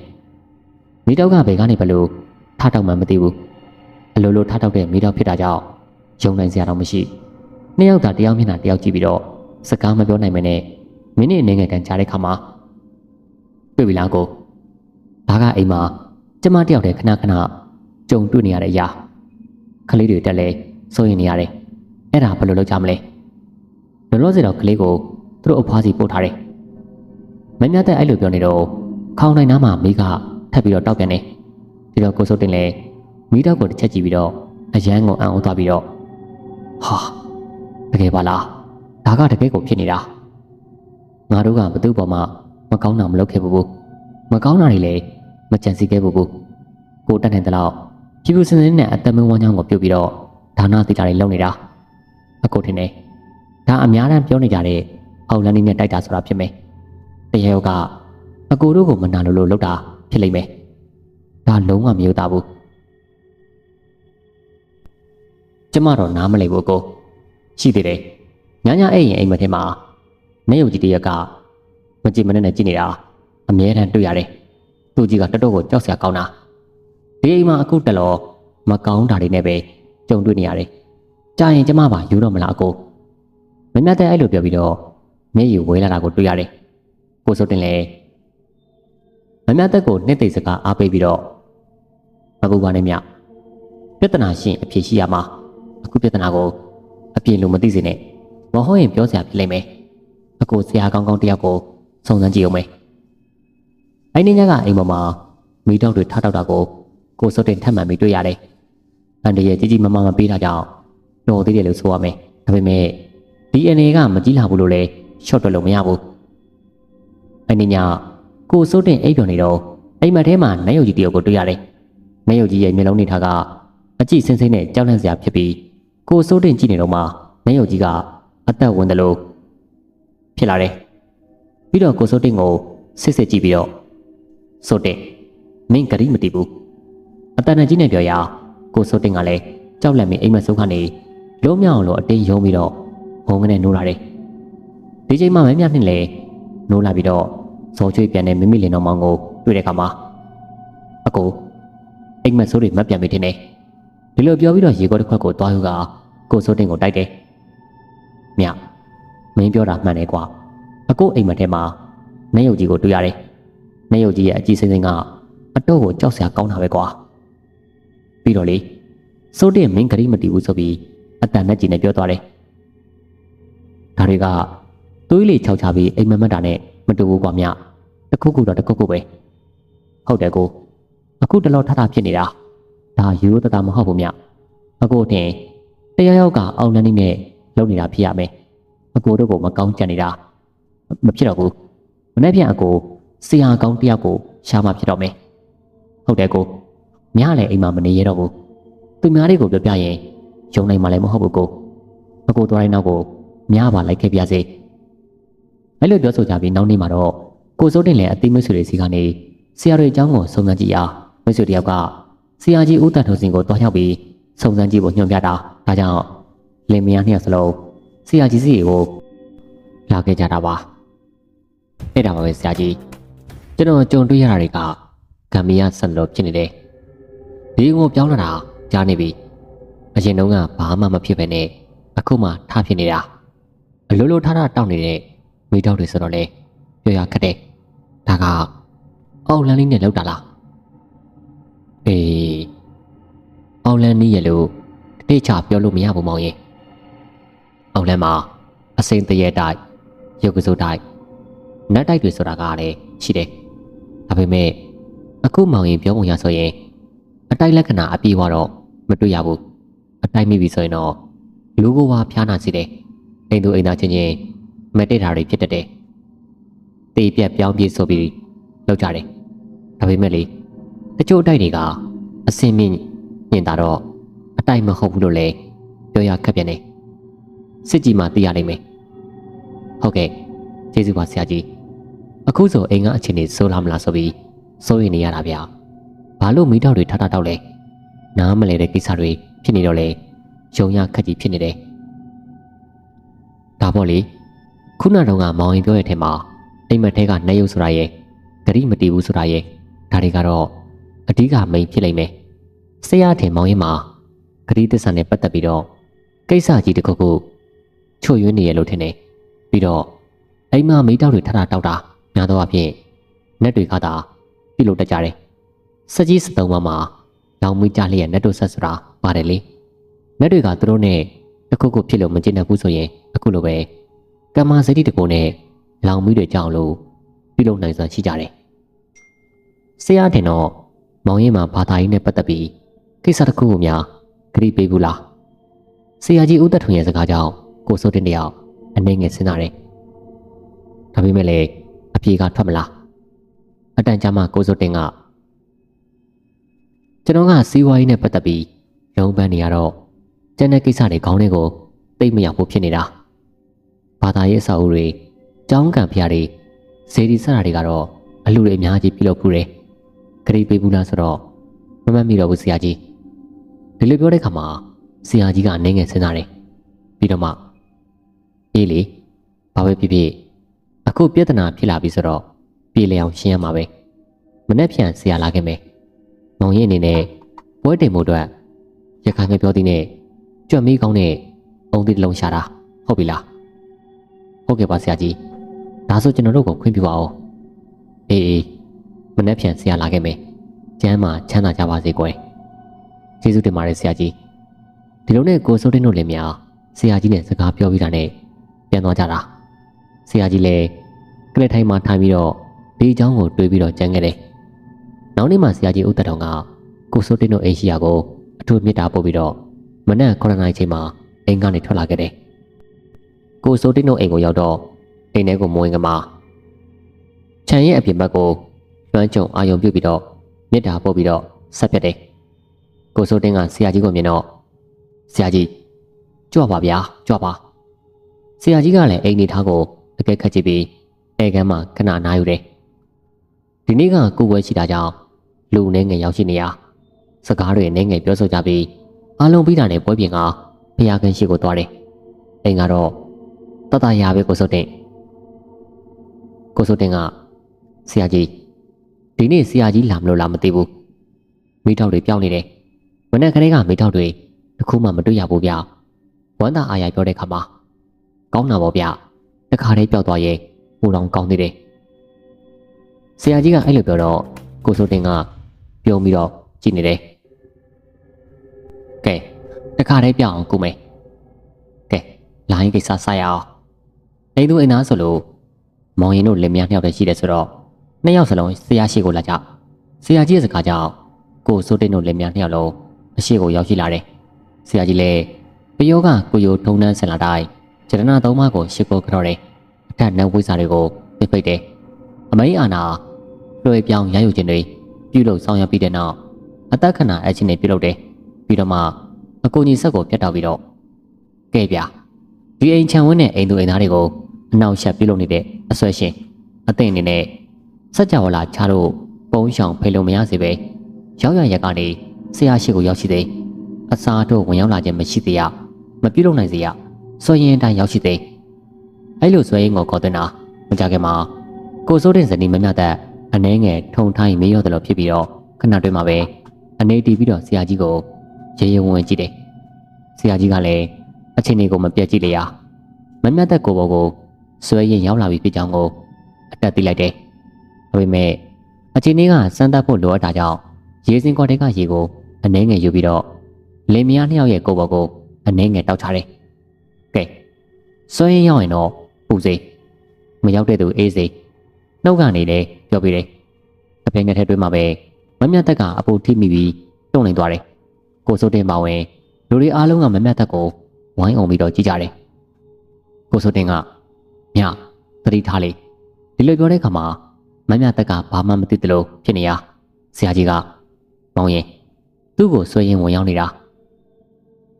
အသားလေးဘေးကနေခွာနေလိုက်ဘာမှမဖြစ်ဘူးဆရာရှိတယ်ဒီလိုနဲ့ဒီလိုမေးတဲ့ခါမှာအများအပြားဆွေရင်တွေကပူကြရမှာဘလို့ကြောင့်အမျိုးသမီးကိုသာပူကြရတယ်လဲဆိုပြီးတော့မေးစရာမေးခွန်းရှိတယ်မှန်ပါတယ်အများအပြားပူကြတဲ့ခါမှာအမျိုးသမီးတွေကိုသာပူကြလေးရှိတယ်အလိညာရှိတယ်လို့အမှန်ကန်ပူကြတာလေအမျိုးသမီးတွေကိုသာပူကြတယ်ဘာကြောင့်လဲဆိုတော့ခန္ဓာကိုယ်တိဆောက်ပုံနဲ့စိတ်နေစိတ်ဓာတ်သဘာဝတရားတွေကအမျိုးသမီးတွေကအမျိုးသားတွေတဲ့စိတ်ဓာတ်တွေပြော့လေးရှိတယ်အပူကပြုလုပ်ကြတဲ့ပုံကိုယ်တွေကလည်းစိတ်ဓာတ်ပြော့တဲ့ပုံကိုယ်တွေကိုသာပူကရလွယ်ကူတယ်စိတ်ဓာတ်မှာကြောတဲ့ပုံကိုယ်တွေကိုတော့ပူကဖို့မလွယ်ကြဘူးဒါကြောင့်ပူကတဲ့ခါမှာလေ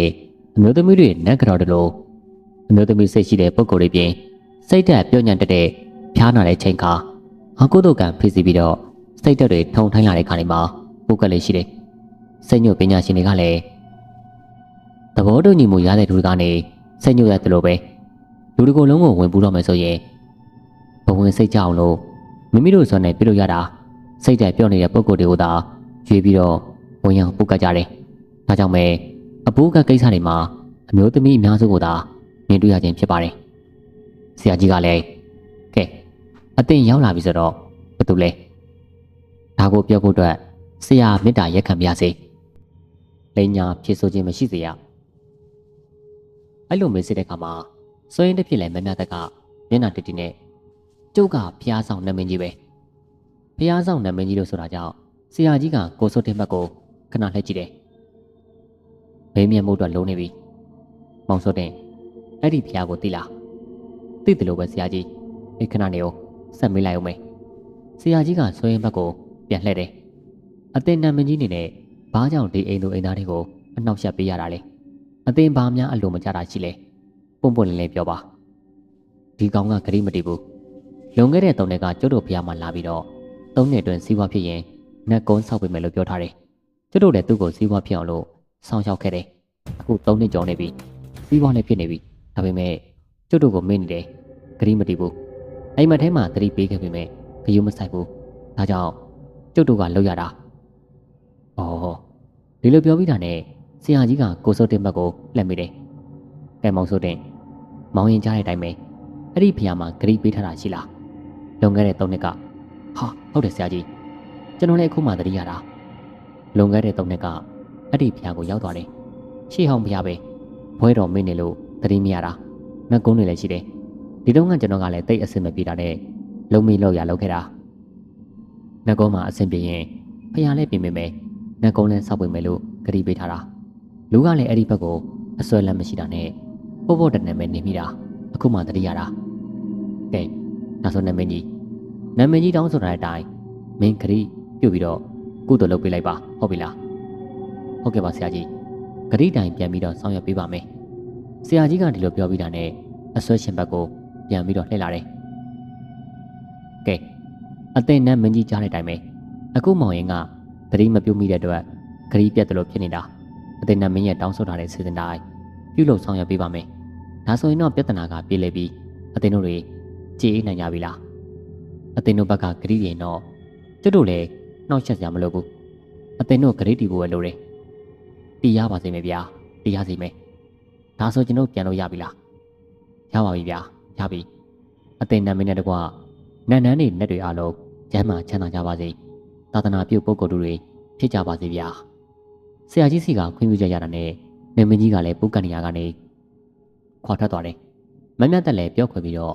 မောပန်းတို့ကြိုင်ခဲ့တယ်နမကြီးပြန်သွားပြီးတာနဲ့ဆရာကြီးကကဲမောင်ဆိုတဲ့ကျွန်တော်ကတော့မောင်ရင်လောက်ရမယ်ပိုင်မယ်မောင်ရင်သူတို့ကိုပေးထားတဲ့ခရီးတိုင်းစောင်းရပြဖို့လိုလိမ့်မယ်ဒီလိုပြောတဲ့အခါမှာကိုစိုးတင်လဲဟုတ်ကဲ့ပါဆရာကြီးမနှက်ဖြစ်မယ်အဲ့ဒီကိုသွားပြီးတော့လိုအပ်တဲ့ကိစ္စအတွက်စီစဉ်ပေးလိုက်ပါမယ်ဒါဆိုရင်တော့လောင်မိကြတာတွေအားလုံးမဖြစ်တော့ဘူးပေါ့နော်နာမင်းကြီးနဲ့ပတ်သက်ပြီးတော့မဖြစ်တော့ဘူးမောင်ရင်တကယ်လို့ပြန်ဖြစ်ခဲ့ရင်တော့ဆရာကြီးကိုအချိန်မရွေးလားဆရာဖြည့်ရှင်းပေးဖို့အတွက်အာမခံတယ်ကျေးဇူးပါပဲဆရာကြီးအံ့ဩစရာပဲနော်ကျွန်တော်ဒီကိစ္စကိုဂရီပေးထားတာအမှန်ပဲဗျလူကမမေ့ပြောက်ဖြစ်နေတာမတင်မှတ်ပဲနဲ့လောင်မိကြတဲ့အတိကြောက်စရာကောင်းတဲ့ဖြစ်ရတွေကြုံတွေ့ရလိမ့်မယ်လို့ထင်ကုန်မထင်ဘူးဗျအဲ့ဒါပဲမောင်ရဲ့ဂရီစကားတွေဆိုတာပေးထားတဲ့လူကလွယ်လွယ်ပေးကြပေမဲ့မျောလင်းချက်ကြီးကြီးနဲ့စောင့်မျှော်သူတွေကတော့ဂရီတိုင်းဖြစ်မလာတော့အခုလိုတုံ့ပြန်မှုတွေကြုံတွေ့ရတာပဲဒါကတိတ်ပြီးတော့သတိထားဖို့ကောင်းတယ်ဒါကြောင့်ဂရီစကားတွေကိုလွယ်လွယ်နဲ့မပေးသင့်တယ်လို့ပေးပြီးသားဂရီကိုတီးအောင်လဲစောင့်ရပေးဖို့လိုတယ်ဂရီတီးတဲ့သူတွေကိုလူတွေကချစ်ခင်ကြတယ်ဂရီပြရင်လူတွေလေးစားမှုမရှိတော့ဘဲနဲ့အယုံကြည်မဲ့သွားတယ်ဒါကတော့တက်ရောက်မှုတိုင်းရဲ့တူညီတဲ့တုံ့ပြန်မှုကိုရတာပဲမောင်ရင်ဟုတ်ကဲ့မနေ့ဖြန်ဒီကိစ္စအမြန်ဆုံးပြီးစီးသွားအောင်လို့ဆောင်ရွက်လိုက်ပါမယ်ဆရာကြီးအေးကွယ်အေးတာတို့ကွယ်တာတို့အရာရာအဆင်ပြေပါစေမောင်ရင်သူတို့ကိုပေးထားတဲ့ခရီးတိုင်းသာဆောင်ရွက်ပေးလိုက်ပါဟုတ်ကဲ့ပါဆရာကြီးကိုအထူးကျေးဇူးတင်ပါတယ်အဲ့နောက်စကားနဲ့ငယ်ပြောပြီးတော့ဆရာကြီးဦးသက်ထွန်းကိုစိုးတင်အိမ်ကနေပြန်လာခဲ့တယ်ကိုစိုးတင်လည်းနောက်နေ့မှဖျားကိုသွားလို့ပြုလုပ်တဲ့ဆောင်ရွက်တဲ့နာတွေကိုစီစဉ်ညွှန်ပြပြီးတော့ပြုလုပ်တယ်အဲ့ဒီကစပြီးတော့အိမ်ထဲမှာခဏထတောက်လေးရှိတဲ့မိတော့တွေလည်းအပေးတိုင်ပျောက်ကွယ်သွားခဲ့ပါတယ်ဒီမှာနေမယ်ကျွန်တော်တင်ဆက်ပေးခဲ့တဲ့ပရာလောကဇာတ်လမ်းပြီးဆုံးပါပြီနာတော်တာဆင်းသူချစ်ပရိသတ်ကြီးလည်းဆဲချင်တာချင်းကိုကြီးကျမ်းမာခြင်းနဲ့ပြည်စုံတော်မူကြပါစေလို့ဆုတောင်းမေတ္တာပို့သလိုက်ပါရခင်ဗျာမင်းကလည်းလေစားရေးဆရာပေးပြီးတင်ဆက်ဆုတဲ့လူပဲဟမ်ကိုညိုပါတယ်ကျိုးကုန်းမော်ကလက်ဝါးရကြီးကဘယ်လိုလုပ်ပြီးတော့ဖြစ်လာရတာလဲဟုတ်လားအေးမင်းကတိတ်သိချင်နေမှလည်းမရှက်တော့ဘူးကွာနောင်လာနောင်သားတွေဆင်ကျင်နိုင်အောင်လို့ပြောပြမယ်ဒီလောကညိုမိုင်းပရဝိညာဉ်လောကဆိုတာအတော့ကိုစမ်းကြည့်တဲ့ကိုလူဒါကြောင့်လေတို့ဖျားရှင်ကိုရမကြီးကအပယ်လေးပုံအကြောင်းဟောခဲ့တာငယ်ရွယ်တုန်းကဓာတွေကတိတ်လက်နားမလဲတိတ်လက်အလေးနဲ့မထားခဲ့ဘူးလေမောင်ရအသက်အရွယ်ရလာလို့ဘာသာရေးဘက်ကိုလိုက်စားလာအားကိုမိကိုလာတော့မှယဟန်ရှင်သူမြတ်ဟောပြောဆုံးမစကားတွေကြားရနိုင်ရတော့မှငယ်ရတလိษံပိတ်တာအတူရကဲဆိုတဲ့အပယ်လေးပုံသားတွေအကြောင်းကိုလက်ခံလို့ရခဲ့တာလက်ခံနိုင်ခဲ့ရစာရေးဆရာတကယ်ကွာအေးငါအကျုံးမော်ကတေးရပါလာဝါရကြီးရဲ့ဖြစ်စဉ်ကဆန်းလဲဆန်းကျဲတယ်ဖြစ်ပုံကဒီလိုတို့ရက်ွက်ထဲမှာကိုเจ้าနေဆိုတဲ့လူတစ်ယောက်ရှိတယ်ကိုเจ้าနေကအရက်ကိုတနေ့တည်းပြင်တောက်တယ်လူကလည်းဗလာကောင်းကောင်း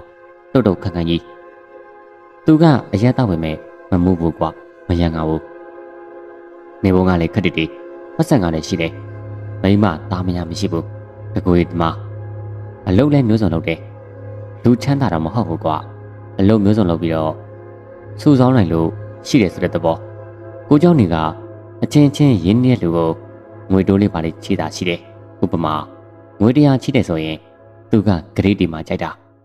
ဂရိမတီတဲ့လူဆိုရင်တော့တစ်ချိန်ဆက်ဆံနေရှိပြီးနောက်ကျရင်အဲ့လူဘလို့အခက်အခဲပဲရှိလုံးဝကိုလှည့်မကြည့်တဲ့လူသားမျိုးလူကဆိုတာလူတိကြကြီးသူ့မှာစူဆောင်းထားတာလေးရှိတော့အားကိုချင်းမျက်စိကျနေတဲ့မိန်းမတွေလည်းရှိတယ်ဒါပေမဲ့သူကဘယ်မိန်းမကိုမှအနာကမခံဘူးသိတယ်လေသူ့ကိုချစ်လို့မှမဟုတ်တာသူ့ရဲ့ပစ္စည်းတွေကိုမမောကြလို့ဆိုတာတစ်ခါမြတ်ကွာဥပကြားဆိုတဲ့လူကြီးကသူ့ဝင်ရှိကကိုကိုခင်ကိုလက်ခစားပေးပြီးလှည့်ခိုင်းတယ်ပြောတော့က900ကျန်နေကွာခုံလဲပုံပြီလို့ပတ်စံနေရှင်ရောဥပကြားကငွေ400ပဲယူတယ်ခဏလေးဥစ္စာကိုပြောပြီးတော့ငွေ400ကလည်းကြောက်နေကဘာလို့လဲသိလားဥပကြားပေးတဲ့ငွေ400နဲ့ဥပကြားမျက်နှာကိုပြစ်ပေါက်ပြီးခမရလို့ဂရိမတီတဲ့လူကြောင်သူတော်ကိုကြုတ်တက်လုံးအထင်လည်းမကြည့်တော့ဘူးတဲ့လေးလေလေးစားတော့ဘူးဆိုပြီးတော့ပြောပြီးတော့ထွက်သွားခဲ့တာကွာသူကအဲ့လိုလို့အဲ့တခုတော့ရှိတယ်သူတနာပြီဆိုရင်တော့ငွေတွေမကဘူးကွာသူခန္ဓာကိုယ်ဘက်ကအင်ဂျင်ပါချုပ်ပြီးတော့ပေးလေးရှိတယ်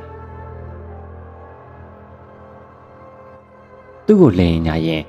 မလိန်တစ်ပတ်လှုပ်တယ်လို့ဆိုရင်တော့ပစ္စည်းဆုံးရင်ဆုံးပါစေဒါပေမဲ့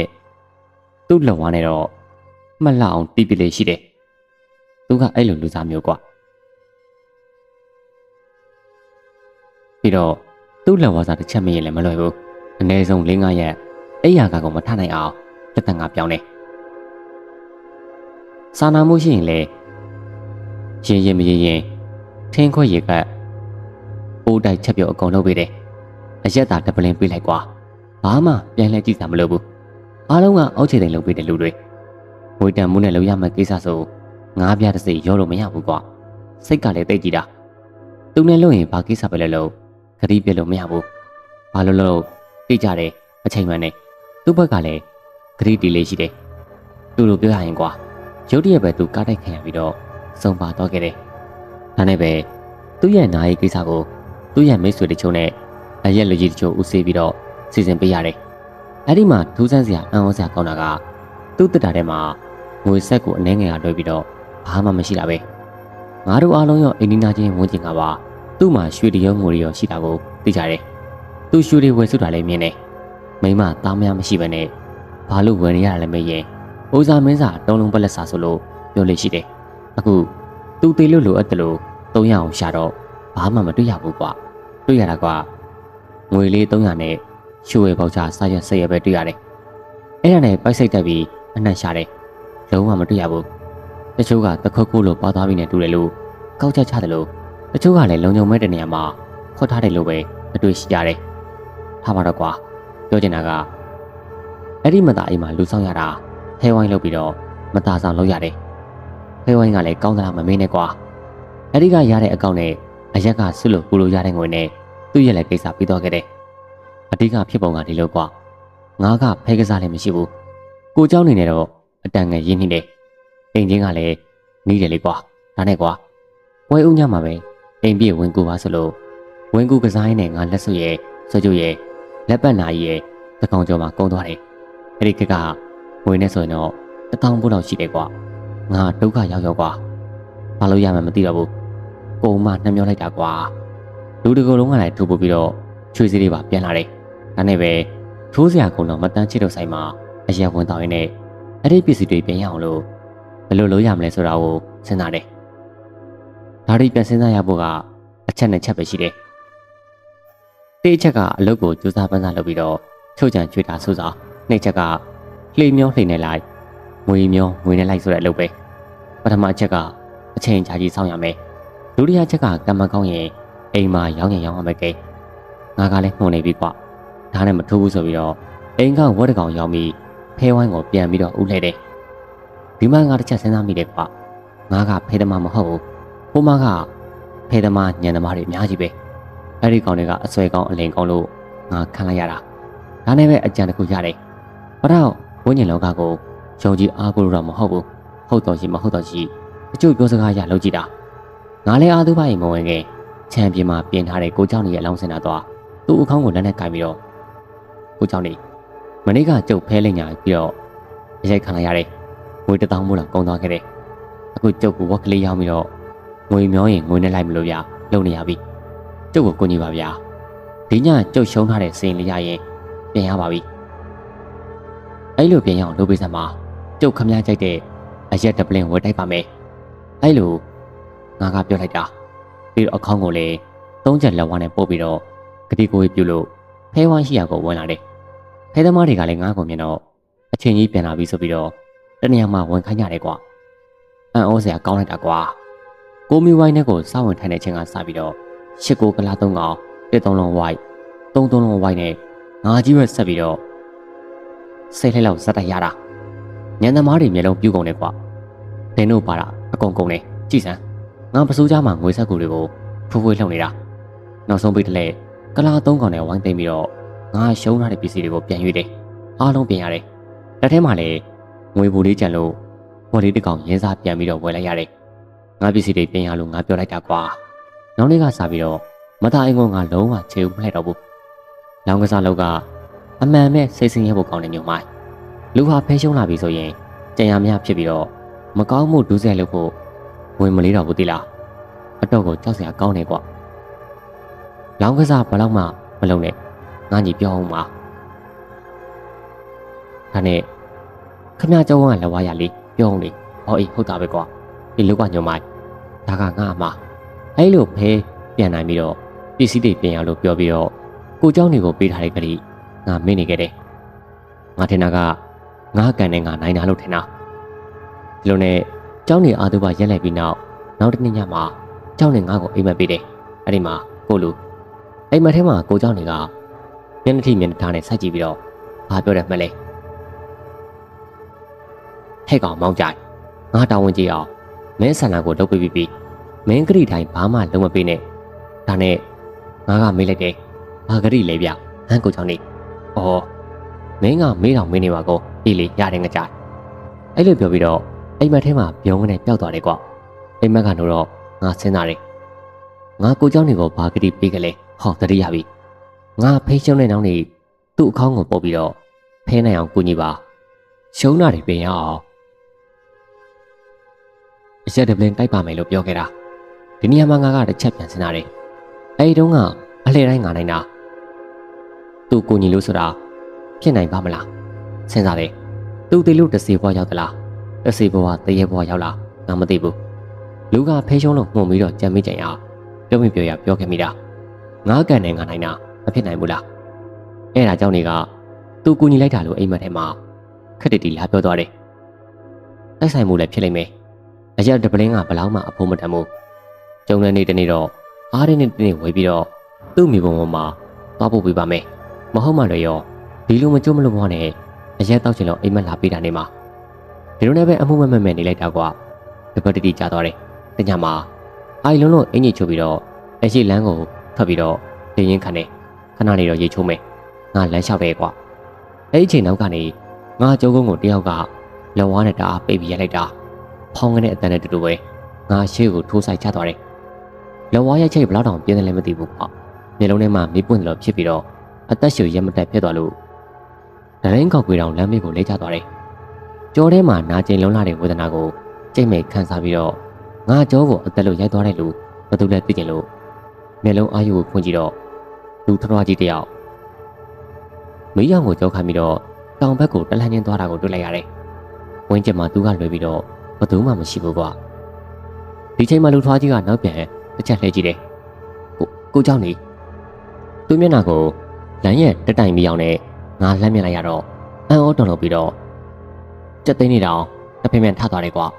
ဒီမှာငါသတိလစ်ပြီးတော့မေးကြသွားခဲ့တယ်ငါသတိရတဲ့ချိန်မှာအိမ်မော်ရောက်နေပြီငါနဘေးမှာအိမ်နေနာချင်းတွေကလည်းဝိုင်းနေတယ်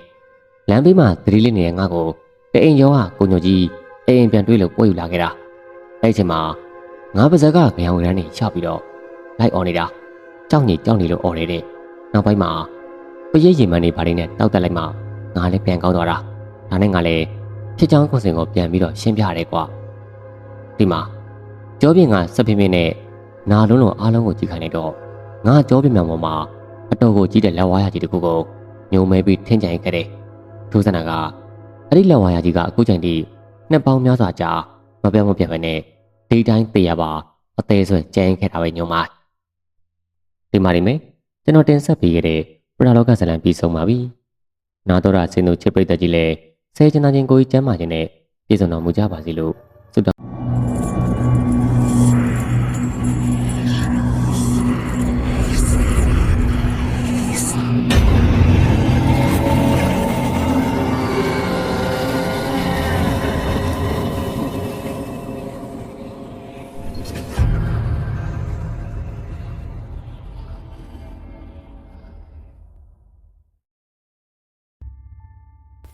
ည7 နာရီခန့်အမောင်ထဲမှာ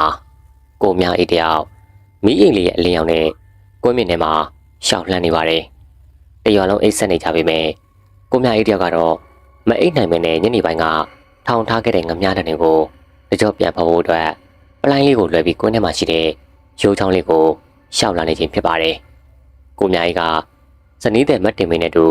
ညောင်သားရော်လေးမှနေထိုင်ပြီးတော့စင်ရဲနွမ်းပါတာကြောင့်နေဘက်မှာလဲလုတ်ပြီးညဘက်မှာငါးများထောင်နေည7 နာရီခန့်မှာတစ်ချိန်လိုက်လံဖော်ယူပြီးတော့ငစားအသိပြန်တက်တယ်မနက်လင်းချိန်မှာတစ်ချိန်ပြန်ဖော်တယ်ကိုမြအိတ်ဖက်လာတဲ့ငါးတွေကိုမတင်မေက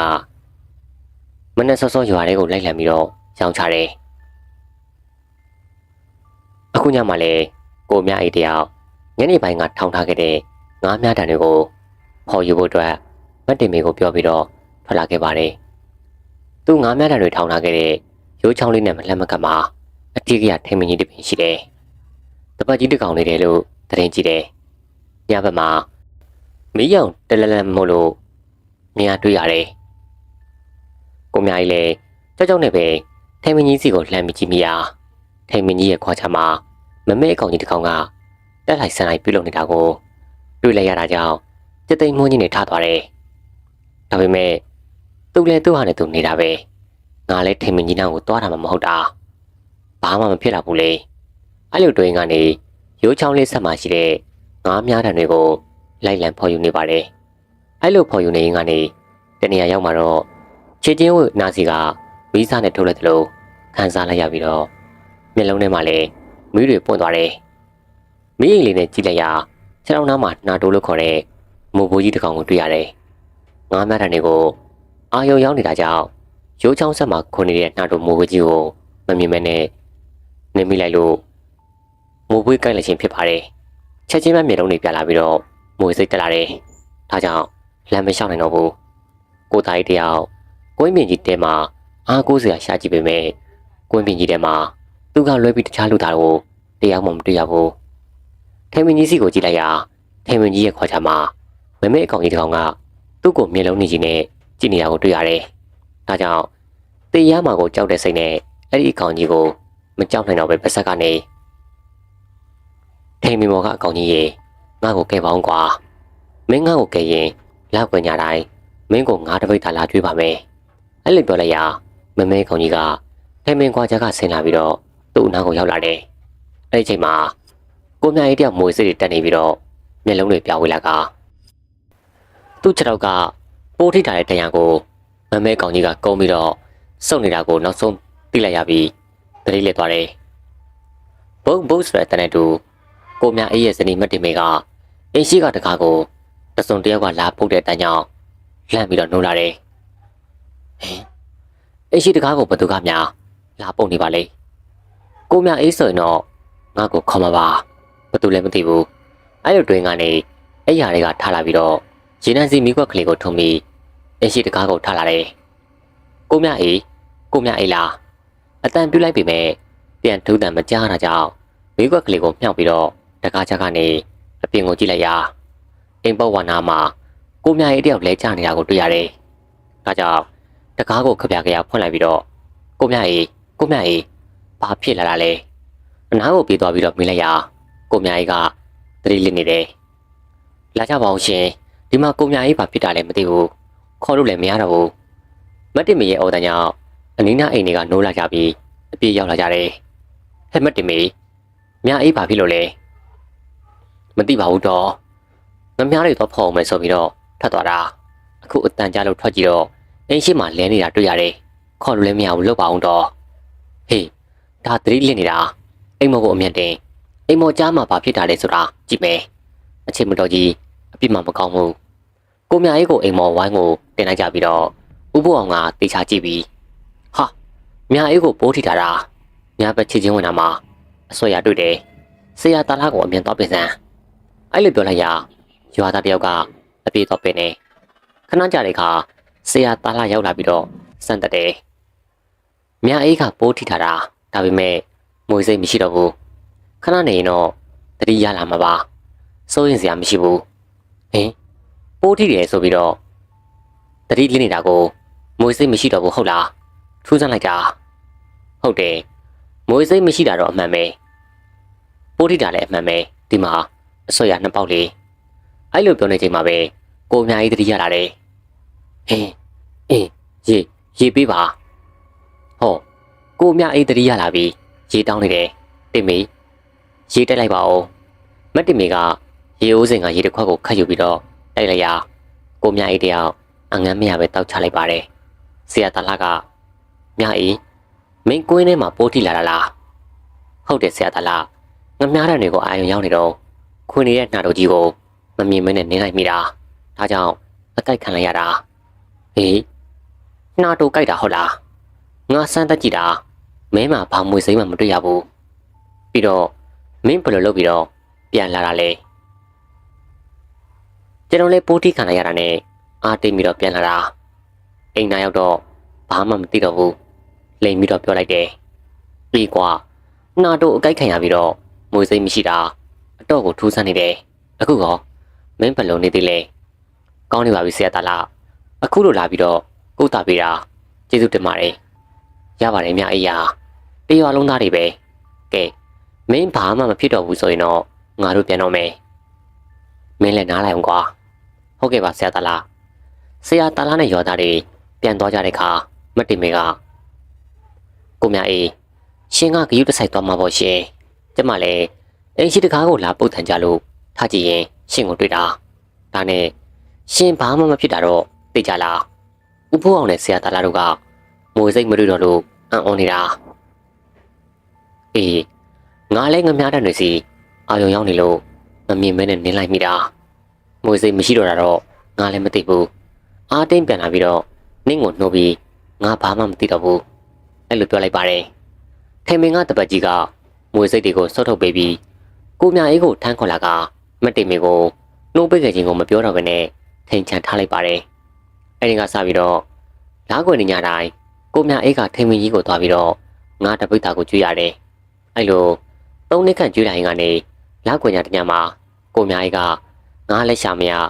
ဝယ်လင်းမဝယ်နိုင်တာကြောင့်ငါသွားမကျွေးဘဲနဲ့နေလိုက်ပါတယ်ရှင်တက်တဲ့နဲ့စိုးရိမ်နေပေမဲ့ဘာမှထူးခြားမလားဒါကြောင့်ကိုမြအေးတယောက်စိတ်အေးသွားတယ်ဒါပေမဲ့လည်းနောက်လောက်ွယ်ညမတိုင်ခင်တညလုံးမှာတော့ကိုမြအေးကိုထေမင်းကတပတ်ကြီးကအိမ်မထဲမှာဟဲ့ကောင်မြအေးပြီးခဲ့တဲ့လောက်ွယ်ညကမင်းငါလာမကြွေးဘူးနော်ငါအရန်စာနေပြီမနေ့ပြန်ညကြရင်တော့ဆက်ဆက်လာကြွေးပါဒါပေမဲ့လေကိုမြအေးကငါသွားမကြွေးတော့ဘဲနဲ့ခက်ပေါ်ပေါ်ပဲနေလိုက်ပါတယ်ဒီနေ့ကိုမြအေးပြင်ကပြန်လာချိန်မှာမတ်တင်မေကတဆက်ဆက်တုံရင်ပြီးတော့မလုံးကြီးတွေနေရလို့ကိုမြအေးကိုလက်ညှိုးထိုးပြီးတော့မြအေးမင်းဂရိမတည်ဘူးနော်ငါအရန်စာနေပြီငါအကြောင်းမင်းသိစေရမယ်အဲ့လိုပြောပြီးတော့မတ်တင်မေခွေလဲကျသွားတယ်ကိုမြအေးလည်းမတ်တင်မေကိုပြုစုပြီးတော့တတိရလာတဲ့အခါတင်မေမင်းဘာဖြစ်သွားတာလဲမသိပါဘူးကိုမြအေးရဲ့ရှင်ပြန်လာတာကိုစောင့်ကြည့်နေမိုက်ကနေဖြစ်သွားပြီးတော့ဘာမှမသိတော့ဘူးကိုမြအေးသိလိုက်ပြီးထမင်းကတပတ်ကြီးကငါသွားပြီးမကြွေးတာကြောင့်စိတ်ဆိုးနေပြီငါကလည်းရှာဖွေလို့အရင်လိုမလွယ်တော့ဘူးဝယ်ပြီးလည်းမကြွေးနေတာကြောင့်ကိုမြအေးစိတ်ညစ်နေပြီနောက်ကြရင်တော့တပတ်ကြီးလည်းညင်သွားမှာပါဘာမှမဖြစ်တော့ပါဘူးလို့ခက်ပေါ်ပေါ်ပဲတွန်းနေလိုက်ပါတယ်ဒီလိုနဲ့ပဲတနေ့ညနေမောင်ရင်ပြူးစားချိန်မှာတော့ကိုမြအေးတယောက်တစ်ဖက်ရွာကပြန်လာနေဘုတ်ဘူးဆိုတဲ့တန်ကြားလို့နောက်ကိုလှည့်ကြည့်ရမမဲကောင်ကြီးတကောင်လိုက်လာတာကိုတွေ့ရတယ်ထေမင်းကတပတ်ကြီးသူ့ကိုရံပြဖို့လိုက်လာမှန်းတိလိုက်တာကြောင့်ကိုမြအေးရွာစီကိုအားကုန်ပြေးတယ်ဒါပေမဲ့ရွာကိုမရောက်ခင်မှာပဲမမဲကောင်ကြီးကမိလာပြီးတော့ကိုမြအေးကိုကြီးမားတဲ့လက်ကြီးနဲ့ရိုက်ချလိုက်ပါတယ် ကြောကုန်းကိုပြင်းထန်စွာအရိုက်ခံလိုက်ရတာကြောင့်ကိုမြကြီးရှိကိုဟတ်ထုတ်လဲကြပြီးဗဆက်ကသွေးတွေအန်ချလိုက်တယ်။အလန့်ကြမော့ပြီးကြည့်လိုက်ရာမမဲကောင်ကြီးကနီးရဲနေတဲ့မျက်လုံးနဲ့ဒေါသတကြီးကြီးနဲ့လက်ကြီးနှစ်ဖက်ကိုဆက်ပြီးတော့သူ့စီလာနေတာကိုတွေ့ရတယ်။ငါ့ကိုမတက်ပါနဲ့။ငါဂရိတီးပါမယ်။ငါလာကြွေးပါမယ်။ကြောက်လန့်နေကြတောင်းပန်နေပေမဲ့တပတ်ကြီးကကိုမြအေးရဲ့ဆက်ကိုလိန်ချိုးလိုက်ပါတယ်။ကိုမြအေးတယောက်အားဆိုတစ်ချက်သာအော်နိုင်ပြီးတော့အသက်ထွက်သွားတယ်။နနာဘဝကိုဂရိပေးမိပြီးဂရိမတီးခဲ့သူကိုမြအေးတယောက်လူလောကကြီးကနေအသီးဆုံးနဲ့ထွက်ခွာသွားရပါတယ်။နောက်နေ့မနက်မှာတော့ကိုင်းထဲကိုသွားကြတဲ့ရွာသားတွေကကြောမှလက်ဝါးရကြီးနဲ့ဆက်ကြိုးပြီးတိတ်ဆုံးနေတဲ့ကိုမြအေးရဲ့လောင်းကိုတွေ့လိုက်ကြပါတယ်။အေးရရီတိုင်းမြိုင်တာယာကျေးရွာလေးမှာဦးစံတို့နဲ့ဒေါ်ရင်မေတို့ဇနီးမောင်နှံကတားနှစ်ယောက်နဲ့တူနေထိုင်ကြပါတယ်။တားနှစ်ယောက်ကအကြီးကဖိုးအောင်အငယ်ကဖိုးမောင်တို့ဖြစ်ပြီးတော့ဖိုးအောင်ကအသက်20ခန်းရှိပြီးတော့ဖိုးမောင်က15နှစ်ခန့်သာရှိတယ်။စင်ရနံပါတ်တဲ့မိသားစုဖြစ်လို့တားနှစ်ယောက်ကိုလဲပိုင်းရှင်တွေစီမှာအခကြီးငွေနဲ့တင်းငါလောက်ခံရတယ်။အခုနှစ်မှာတော့ရွာတွေကဖိုးမောင်စင်ငါလောက်တဲ့ဦးမြတ်မောင်ကသူ့သားရိတ်နဲ့ရွာတွေကကလေးတွေကိုရှင်ပြိုလှုပ်ပွဲလဲဝဲမှာဖြစ်လို့ဖိုးမောင်ကအမေဖြစ်သူတော်ရင်မေကိုအမေရွာတွေကအလှူပွဲကြရင်သားလေးကိုရင်ဝှချင်တယ်သားတငယ်ချင်းတွေကလည်းဝှကြမှာသားလေးစင်းကလှုပ်ပြီးချိန်နဲ့တိုက်နေတာသားကိုလည်းရှင်ပြုတ်ပေးပါပြပါသားရဲ့အမေမင်းဖေနဲ့တိုင်ပင်ကြည့်ပါဦးမယ်အလှူကလည်းလိုသေးတယ်အမေအဖေကိုရအောင်ပြောပြနော်သားကိုရင်အရန်ဝှချင်လို့ပါဦးမြတ်မောင်ကပြောတယ်တင်ငန်းပရိက္ခရာပဲဝဲကျန်တာမလို့ဘူးတဲ့ပြပါသားရဲ့တင်ငန်းပရိက္ခရာဖို့တော့အမေတို့တက်နိုင်ပါတယ်မင်းအဖေကိုပြောပြီးတော့အလှူမှာထည့်ပေးမယ်တကယ်တော့မေသားအလုပ်သွားလုပ်လိုက်အောင်မေအဲ့လိုပြောပြီးတော့အလုပ်ရှင်ဖြစ်သူဦးမြတ်မောင်တို့အိမ်ကိုထွက်လာခဲ့တယ်ဒေါ်ရီမေကတော့ဦးဆန်တို့နဲ့ဖိုးအောင်ကိုပြောကြတယ်ဖိုးအောင်ကဟုတ်တယ်မေအလှူကအလုပ်ပြီးမှပဲညီလေးကိုရှင်းပြပေးလိုက်ပါဦးဆန်တို့ကလည်းရင်မရဲ့သားလေးကအရန်ဝှချင်နေတာတို့လည်းတက်နိုင်တာပဲငါဦးမြမောင်နဲ့တိုင်ပင်ပြီးတော့သားလေးကိုအလှူမှာထည့်လှူလိုက်မယ်ဒီလိုနဲ့ပဲဦးဆန်တို့ကဖိုးမောင်ကိုအလှူမှာထည့်လှူပေးဖို့ပြောတော့ဦးမြမောင်ကလည်းဝမ်းသာအားရပဲလက်ခံလိုက်ပါတယ်ဒါကြောင့်ဖိုးမောင်တယောက်လည်းပျော်ရွှင်နေတယ်ဖုံးမောင်သေးငါလုပ်တဲ့ဦးမြမောင်ရဲ့လေကော့တွေကရွာနောက်ဘက်ကရိုးချောင်းလေးရဲ့ဖေးမှာဖြစ်ပြီးတော့လေကော့တွေရဲ့ထိပ်မှာအတိအကျထိမ်မင်းကြီးတစ်ပင်ရှိတယ်ထိမ်မင်းကြီးကလွန်ခဲ့တဲ့နှစ်များစွာကလေးကရှိခဲ့ပြီးတပတ်ကြီးနေတယ်လို့သတင်းကြည့်တာကြောင့်ဘသူကမှမခုတ်လျက်ဘူးတပြည့်ပြည့်နဲ့အလှပွဲကလည်းနေဖုံးမောင်တို့အလုပ်တွေလက်စားသိငယ်ဒေါ်ရီမေကဖုံးမောင်ကိုသားလေအခုချိန်ကစပြီးတော့အဆက်ဆက်ရရဂယူဆက်ရမယ်ရှင်ပြုတ်မဲ့သူကိုအဖြစ်စီတွေလောက်တတ်တယ်ဒါကြောင့်ရေထဲကိုမဆင်းနဲ့အမင်းနေပေါ်မှာတက်နဲ့အမေလည်းမနှက်ဖြန်ဦးမြမောင်တို့နဲ့ပြောသွားပြီးတော့တင်ငန်းပရိက္ခရာတွေတောဝဲတော့မှာအဲ့လိုမှလိုက်တော့ဖုံးမောင်ကဟုတ်ကဲ့ပါမေစိတ်ချပါတာဂယူဆိုင်ပါမယ်နောက်နေ့လောက်ဆိုရင်တော့သားတို့အလုပ်တွေလည်းပြီးပြီတားဆရာတော်စီမှာတင်ငန်းတောင်သွားတင်ရတော့မယ်အလူကလည်း15ရက်ပဲလို့တော့တယ်အေးသားလေးတေချာကြိုးစားတော့နောက်နေ့နေ့လည်ပိုင်းမှာတော့ဖုံးမောင်တို့လည်းအလုပ်တွေပြီးပြီနောက်နေ့ဆိုဆရာတော်ကျောင်းမှာတငယ်ချင်းတွေနဲ့တင်ငန်းတောင်သွားကြရတော့မှမလို့ဖုံးမောင်တယောက်အရန်ကိုပျော်ရွှင်နေပါတယ်နေ့နေ့ပိုင်းမှာတော့အလုပ်တူလုပ်တဲ့ကိုပါကြီးကဖုံးမောင်ကြီးထိုင်မင်းကြီးဘေးကရိုးချောင်းလေးထဲမှာရေနေပြီးတော့ငါးတွေပေါ်နေတယ်မင်းနဲ့ငါပန်းသွားရအောင်ကွာညှင်းစားတော့ရမယ်ကိုကြီးပါကြီးကလည်းဗျာထိုင်မင်းကြီးကတရေရှိတယ်လို့ပြောနေကြတယ်ကြောက်တယ်ဗျာဟာဖုံးမောင်အစိုးကြီးရှိနေတာဘေးကတရေက6မှလဲငါတယောက်လုံးပါပါလေကွာလာပါဒါနဲ့ပဲဖုံးမောင်တယောက်ကိုပါကြီးနဲ့တူငါဖမ်းမလိုက်သွားတယ်ထိုင်မင်းကြီးရဲ့ဘေးရိုးချောင်းစံနာရောက်တော့ရေနေနေလို့ငို့ကြီးဖော်ကြီးဖြစ်နေတဲ့ငရဲငပြင်းမအကောင်20စက္ကန့်ကိုတွေ့တော့ကိုပါကြီးကတွေ့လာဖုံးမောင်ငါတွေ့တာအကောင်ကြီးတွေကြီးပဲကွာတေချာဖတ်စမ်းအဲ့လိုပြောဆိုပြီးတော့စင်ဖန်နေဖုံးမောင်လည်းရိုးချောင်းလေးကိုစင်မလို့ရင်းကနေမျက်စိကထိမ်မကြီးစီကိုအမှတ်မတင်ရောက်သွားတယ်အဲ့ကထိမ်မကြီးပေါ်ကမဲမဲကောင်ကြီးတစ်ကောင်ကသူ သူ့ကိုလှမ်းကြည့်နေတာကိုတွေ့လိုက်ရတယ်။တကူလုံးချက်သိမ်းတွေထားသွားလို့ကိုဘာကြီးကိုပြောဖို့လှမ်းကြည့်တော့ကိုဘာကြီးကငါးတွေကိုမဲပြီးတော့ဖမ်းနေတယ်။ဒါနဲ့ပဲထိမင်းကြီးစီကိုမရဲတရဲနဲ့လှမ်းကြည့်လိုက်တော့ဘာမှမတွေ့ရဘူး။သူ့အမြင်မှားတာပဲလားလို့ဇဝေဇဝါတွင်းကနေရိုးချောင်းနဲ့ဆင်းပြီးတော့ငါးတွေကိုဖမ်းနေမိပါတယ်။သူ့အရင်ဆုံးဖမ်းမိတဲ့ငပြေမကြီးကသူ့လက်ထဲမှာရုန်းကန်နေတယ်။နောက်ထပ်ငါးတွေကို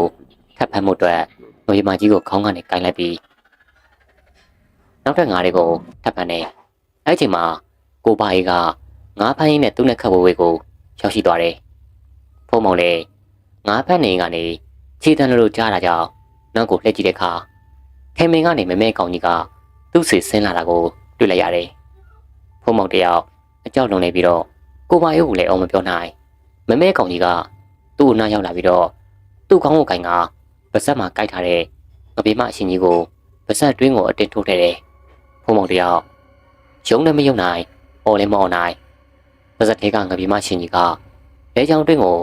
အတင်းတိုးဝင်သွားတယ်။ငပြေမစိုးတောင်တွေကြောင့်အကောင်ကွက်ပြဲပြီးတော့တိတ်လူမတက်ခံစားနေရတယ်။ငပြေမကြီးကလဲချောင်းပေါ်မှာတက်နေပြီးအသက်ရှူကျက်လာတာကြောင့်ကိုဘာကြီးကိုလှမ်းခေါ်တယ်။ဒါပေမဲ့အတန်ကမထွက်နိုင်ကိုဘာကြီးလည်းအတန်ကြားတာကြောင့်လှည့်ကြည့်ရအတန်မထွက်နိုင်မနဲ့မျက်လုံးပြည့်မျက်စံပြည့်ဖြစ်နေတဲ့ဖုံမောင်ကိုတွေ့ရတာကြောင့်ဖုံမောင်မင်းဘာဖြစ်တာလဲအဲ့လိုမင်းကနေအနားကိုပြေးလာတယ်ကိုဘာကြီးပြေးလာမှမမဲခေါင်းကြီးပျောက်သွားတယ်ကိုဘာကြီးနားကိုရောက်တော့ဖုံမောင်ကအတန်မထွက်နိုင်မနဲ့ပါဇက်ကိုလက်ညှိုးထိုးပြတယ်ကိုဘာကြီးကပါဇက်ကိုဖျက်ကြည့်လိုက်ရာငပြေမကြီးကလေချောင်းဝမှာတစ်နေတာကိုတွေ့ရတယ်ဆွဲထုတ်ဖို့ကြိုးစားပေမဲ့နောက်ကိုပြန်မထွက်ပဲနဲ့ရှေ့ကိုသာတိုးဝင်နေတယ်ဒါကြောင့်ဖုံးမောင်ကိုပို့ချပြီးတော့ရွာတွေကိုအမြန်ပြေးလာတယ်ဦးမြမောင်အိမ်ကိုရောက်တော့ဖုံးမောင်တယောက်တတိလစ်နေပြီဦးမြမောင်လည်းကိုဘာကြီးဖုံးမောင်ကိုပို့ချပြီးတော့အသေးအတန်ပြေးလာတာကိုတွေ့တာကြောင့်ဘာကြီးမင်းတို့ဘာဖြစ်လာတာလဲဖုံးမောင်ဘာဖြစ်တာလဲငါးဖက်နေနဲ့ဖုံးမောင်ပါဇက်ထဲကိုငပြေမကြီးဝင်သွားတယ်ဆွဲထုတ်လို့လည်းမရဘူးအဲ့ဒါကြောင့်ပွေပြီးတော့ရွာကိုပြန်ပြေးလာခဲ့တာဘလို့များဖြစ်ရတာလဲကွာဖုံးမောင်ကရှင်းပြရတော့မှဒုက္ခပါပဲဖုံးမောင်ဟာခေါ်လို့လည်းမရဘူးကွာသူ့ဖိနေမိကိုတွားခေါ်ကြပါအောင်ကွာအဲ့လိုပြောရဘေးငါကောင်းတဲ့တယောက်ပြေးခေါ်တယ်ရွာသားတွေလည်းတင်းကြလို့ရောက်လာကြတယ်မကြခင်မှာပဲဦးစံသူနဲ့ဒေါ်ရင်မေတို့အပြေးတော့ရောက်လာပြီးတော့ကိုမြမောင်ကျမသားလေးဘာဖြစ်လို့လဲကျမရှင်နေပူလိုက်တာသားလေးဟင်ခေါ်လို့လည်းမရတော့ဘူးဘာဖြစ်တာလဲလေထဲမှာငါဖိုင်နဲ့ငပြေမကြီးကသူ့ပါစရိုက်ကိုဝင်သွားလို့တဲ့အမလီကိုဆက်ထူလောက်ပါအောင်တော့သားလေးကိုခေါ်လို့မရတော့ဘူးဒေါ်ရင်မေကပြောကနေဦးစံသူကကိုမြမောင်ကျွန်တော်သားလေးကိုစေးရုံကိုပို့မှဖြစ်တော့မယ်ဒီတော့မှပဲဦးမြမောင်လည်းတတိယပြီးတော့သူ့အိမ်ကမော်တော်နဲ့မြို့စေးရုံကိုပို့ဖို့လုပ်ပါတယ်မြို့နဲ့အလံဝေးတော့မော်တော်နဲ့2 နာရီလောက်မောင်းမှမြို့စေးရုံကိုရောက်တယ်မြို့ပေါ်စေးရုံကိုရောက်တဲ့အခါဆရာဝန်ကြီးကစမ်းသပ်ကြည့်တော့ဖုံးမောင်တယောက်အသက်မရှိတော့ဘူးဒါကြောင့်ဆရာဝန်ကြီးကစိတ်မကောင်းပါဘူးဗျာလူနာမှာအသက်မရှိတော့ဘူးပြီးခဲ့တဲ့1 နာရီလောက်ကဆုံးသွားပြီအဲ့လိုပြောတဲ့အခါဒေါ်ရင်မေခဗျာအမလီသားလေးရဲ့အဖြစ်ဆိုးလာကြည်လားသားလေးဝှက်ချင်လာတဲ့ကိုရင်တော်ဝှက်မသွားတော့ဘူးလားအမေဘလို့ဖြစ်ရမှာလဲသားရဲ့ဖုံးမောင်လောင်းကိုကြည့်ပြီးတော့ရွာကလူတွေစိတ်မကောင်းကြဘူးပြီးတော့ရွာကိုပြန်လာခဲ့ကြတယ်အိမ်ရောက်မှအလုပ်ကနေတင်ကြလို့ပြန်လာတဲ့ဖိုးအောင်ကလည်းရှင်မပြူရတဲ့ခင်ဆုံးမသွားတဲ့ညီဖြစ်သူတို့ကြည်ခွင့်မစိုးဒီရွာလုံးကလည်းဖုံးမောင်တို့ဝမ်းနေကြတယ်ဒီလိုနဲ့ပဲအလုပ်ပွဲကျင်းပဖို့3 ရက်သာလိုတော့တဲ့အချိန်ရွာတွေကလူကြီးလူငယ်တွေကအလုပ်ပွဲကျင်းပနိုင်မှုဦးမြမောင်အိမ်မှာမန်းတက်ထိုးသူကထိုးအမျိုးသမီးတွေကလည်းကြက်တုံလှိကြတယ်ကြက်တုံလှိနေတဲ့ချမ်းမောင်ကကြက်တုံလှိနေရကနေရုတ်တရက်ထငိုတယ်ဒါကြောင့်လူကြီးတွေကဟဲ့ချမ်းဖုံဘာဖြစ်တာလဲကျွန်တော်ချမ်းမောင်မဟုတ်ဘူးဖိုးမောင်ပါအဖေနဲ့မိကိုခေါ်ပေးကြပါအဲ့လိုပြောတဲ့အတွက်လူငယ်တွေကဦးစံတူနဲ့ဒေါ်ရင်မေကိုပြေးခေါ်ကြတယ်ဦးစံတူနဲ့ဒေါ်ရင်မေတို့ရောက်တဲ့အခါအဖေနဲ့မိတာဖိုးမောင်ပါအဖေနဲ့မိကိုပြောစရာရှိတယ်တားလေးဖိုးမောင်တားလေးဘာဖြစ်ချင်လို့လဲပြောအဖေတို့အကုန်လုပ်ပေးမယ်တားတည်ရတာတ ခြားကြောင့်မဟုတ်ဘူးထေမင်းကတရေကြီးကြောင့်ပဲတားငပြေမကိုပါဇက်မှာကြိုက်ထားတာကိုထေမင်းကတရေကြီးဆင်းလာပြီးတော့ပါဇက်ထဲကိုအတင်ထုတ်ထည့်တာတားအာကောင်လေးကွဲပြီးတော့အသက်ရှူမရတော့တေးခဲ့ရတာအခုလေထေမင်းမတရေကြီးနဲ့အတူနေရတယ်စားစရာလည်းမရှိဘူးတားပါဇက်ကလည်းအရန်နာနေတယ်ဒါကြောင့်ရှင်ပြူးတဲ့ခါမှာတားကိုပါထဲပြပေးပါပြီးရင်အမျှဝေပေးပါဒါမှတားခံစားနေရတဲ့ဒုက္ခတွေလွတ်မှာရှင်းလောင်းလှဲတဲ့ခါထေမင်းကြီးကိုလာပြီးတော့ခေါ်ပါထေမင်းကတစ်ခတ်တစ်ခတ်ကိုချိုးယူလာပြီးတော့တားအတွက်ဝယ်ထားတဲ့ပရိခိယနဲ့ရှင်းလောင်းလှဲပေးပါပြီးရင်တားနဲ့မေကိုခေါ်ပြီးတော့အမျှဝေပေးပါဒီပါတားလေးရဲ့အမေတို့အကုန်လုပ်ပေးပါမယ်ဒါဆိုတားသွားတော့မယ်အခုတော့အမေတို့ကိုပြောစရာရှိလို့ရွာဆောင်တဲ့ကိုခွင့်တောင်းပြီးတော့လာခဲ့ရတာတားမှားတာတွေကိုတေချာလုပ်ပေးပါအဲ့လိုပြောပြီးတော့ထွက်သွားတယ်ဒီလိုနဲ့ပဲအလူပွဲစတင်ပြီးရှင်းလောင်းလှည့်ကန်နေတော့ဦးစံတို့နဲ့ဖိုးအောင်တို့ကထိုင်မင်းကြီးစီကိုသွားတယ်တားလေးဖိုးမောင်ကြီးရှင်းလောင်းလှည့်တော့မလို့အဖေတို့လာခေါ်တာတားလေးလိုက်ခဲ့ပါအဲ့လိုပြောပြီးတော့တိတ်ခတ်လေးတစ်ခတ်ကိုချိုးယူလိုက်တယ်ဖိုးအောင်ကတိတ်ခတ်လေးကိုကန်လိုက်နဲ့တိတ်ခတ်လေးမှလေးလာတယ်လို့ခန်းစားလိုက်ရပြီးတော့ကြက်သိန်းလည်းထားလာတယ်အလူကိုရောက်တော့ဖိုးမောင်တော်ဝယ်ထားတဲ့တင်နန်းပရိက္ခရာရဲ့ဖေးမှာတိတ်ခတ်လေးကိုထားပြီးတော့ရှင်းလောင်းခဲ့ကြပါတယ်အလူပွဲကိုလာကြတဲ့ပရိသတ်တွေကဖိုးမောင်ဖြစ်ကိုကြည့်ပြီးတော့စိတ်မကောင်းဖြစ်ကြတယ်မျက်ရည်တွေကျကြတယ်အစောဆုံးကတော့ဖိုးမောင်မိတော်ရင်မင်းနဲ့ဦးစံထူတို့ပဲဖြစ်ပါတယ်ရှင်းလောင်းလှည့်ကြတဲ့အခါရောရွာအလူပွဲဖြစ်လို့ရှင်းလောင်းတွေကိုလူနဲ့ပဲထမ်းပြီးလှည့်ကြတဲ့အခါဖိုးမောင်ခေါ်လာတဲ့တိတ်ခတ်ကလေးကိုထမ်းသူကကြက်သိန်းနေပြီးပြန်ပြန်ထပြီးတော့တဖြည်းဖြည်းလေးလာတာကြောင့်ကြောက်လန့်နေတာဦးမြတ်မောင်ကမကြောက်ပါနဲ့ကွာဘာမှမဖြစ်ပါဘူးကွာအဲ့လိုပြောပြီးတော့သူကိုယ်တိုင်ဝန်ထမ်းနေရှင်းလောင်းလှည့်ပြီးတဲ့အခါရွာဦးကျောင်းဆရာတော်ကတရားဟောတယ်တရားနာပြီးတော့ရေသက်ချအမျှဝေတယ်ဆရာတော်ကလွန်ခဲ့တဲ့15ရက်ခါကွယ်လွန်သွားတဲ့မောင်ဖိုးမောင်နဲ့တကွာ30ပုံမှရှိကြတော့ဝိနည်းဒုက္ခိတဒုက္ခိတတရားပေါင်းကိုကြားကြသမျှအမြအမြယူတော်မူကြပါကုန်တော့တာဓုတာဓုတာဓုတော်ရင်မင်းနာထဲမှာဖိုးမောင်ရဲ့တာဓုခေါ်တဲ့ကိုပြီးတတကြားလိုက်ရတယ်ညရောက်တဲ့အခါဦးစံထူနဲ့တော်မေတို့ကဖိုးမောင်ကိုတတိယနေတယ်ဒါကြောင့်အိတ်လို့မရဘူးမိုးလင်းကနေမှအိပ်ပျော်သွားရာအိမ်မက်ထဲမှာဖိုးမောင်တယောက်အဝေးစားတဲ့တောက်တောက်ပြောင်နဲ့သူ့အဖေနဲ့မိကိုလာပြီးတော့တွေ့တယ်အဖေနဲ့မိကိုဒါလာလို့ဆက်တာပါအမေတို့ဖေတို့အမျှဝေတာကိုဒါတို့ခေါ်ခွင့်ရလို့ကောင်းမွန်တဲ့ဘဝကိုရတော့မယ်အဖေနဲ့မိကိုဒါကျေးဇူးတင်ပါတယ်အဲ့လိုအိမ်မက်ပြီးတော့ဦးစံတို့နဲ့ဒေါ်ရီမေတို့ပြိုင်လို့နိုးလာတယ်ကိုစံတို့ဒါလေးကျုပ်ကိုအိမ်မက်လာပေးတယ်သူကောင်းမွန်တဲ့ဘုံဘဝကိုသွားတော့မယ်လို့ပြောတယ်ဟင်ဟုတ်လားငါ့ကိုလည်းအဲ့လိုအိမ်မက်တွေလာပေးသွားတယ်ဦးစံတို့နဲ့ဒေါ်ရီမေတို့ကဒါလေးဖုံးမောင်အတွက်ဝမ်းသာဝမ်းနဲ့ဖြစ်ပြီးတော့မျက်ရည်တွေကျလာမိပါတယ်ဒီမှာနေမယ်ကျွန်တော်တင်ဆက်ပေးခဲ့တဲ့ပရလောကဆရာလေးပြီးဆုံးပါပြီနားထောင်သူမိတ်ဆွေများလည်းကိုယ်စိတ်နှဖျားကျမ်းမှာချမ်းသာတော်မူကြပါစေခင်ဗျာ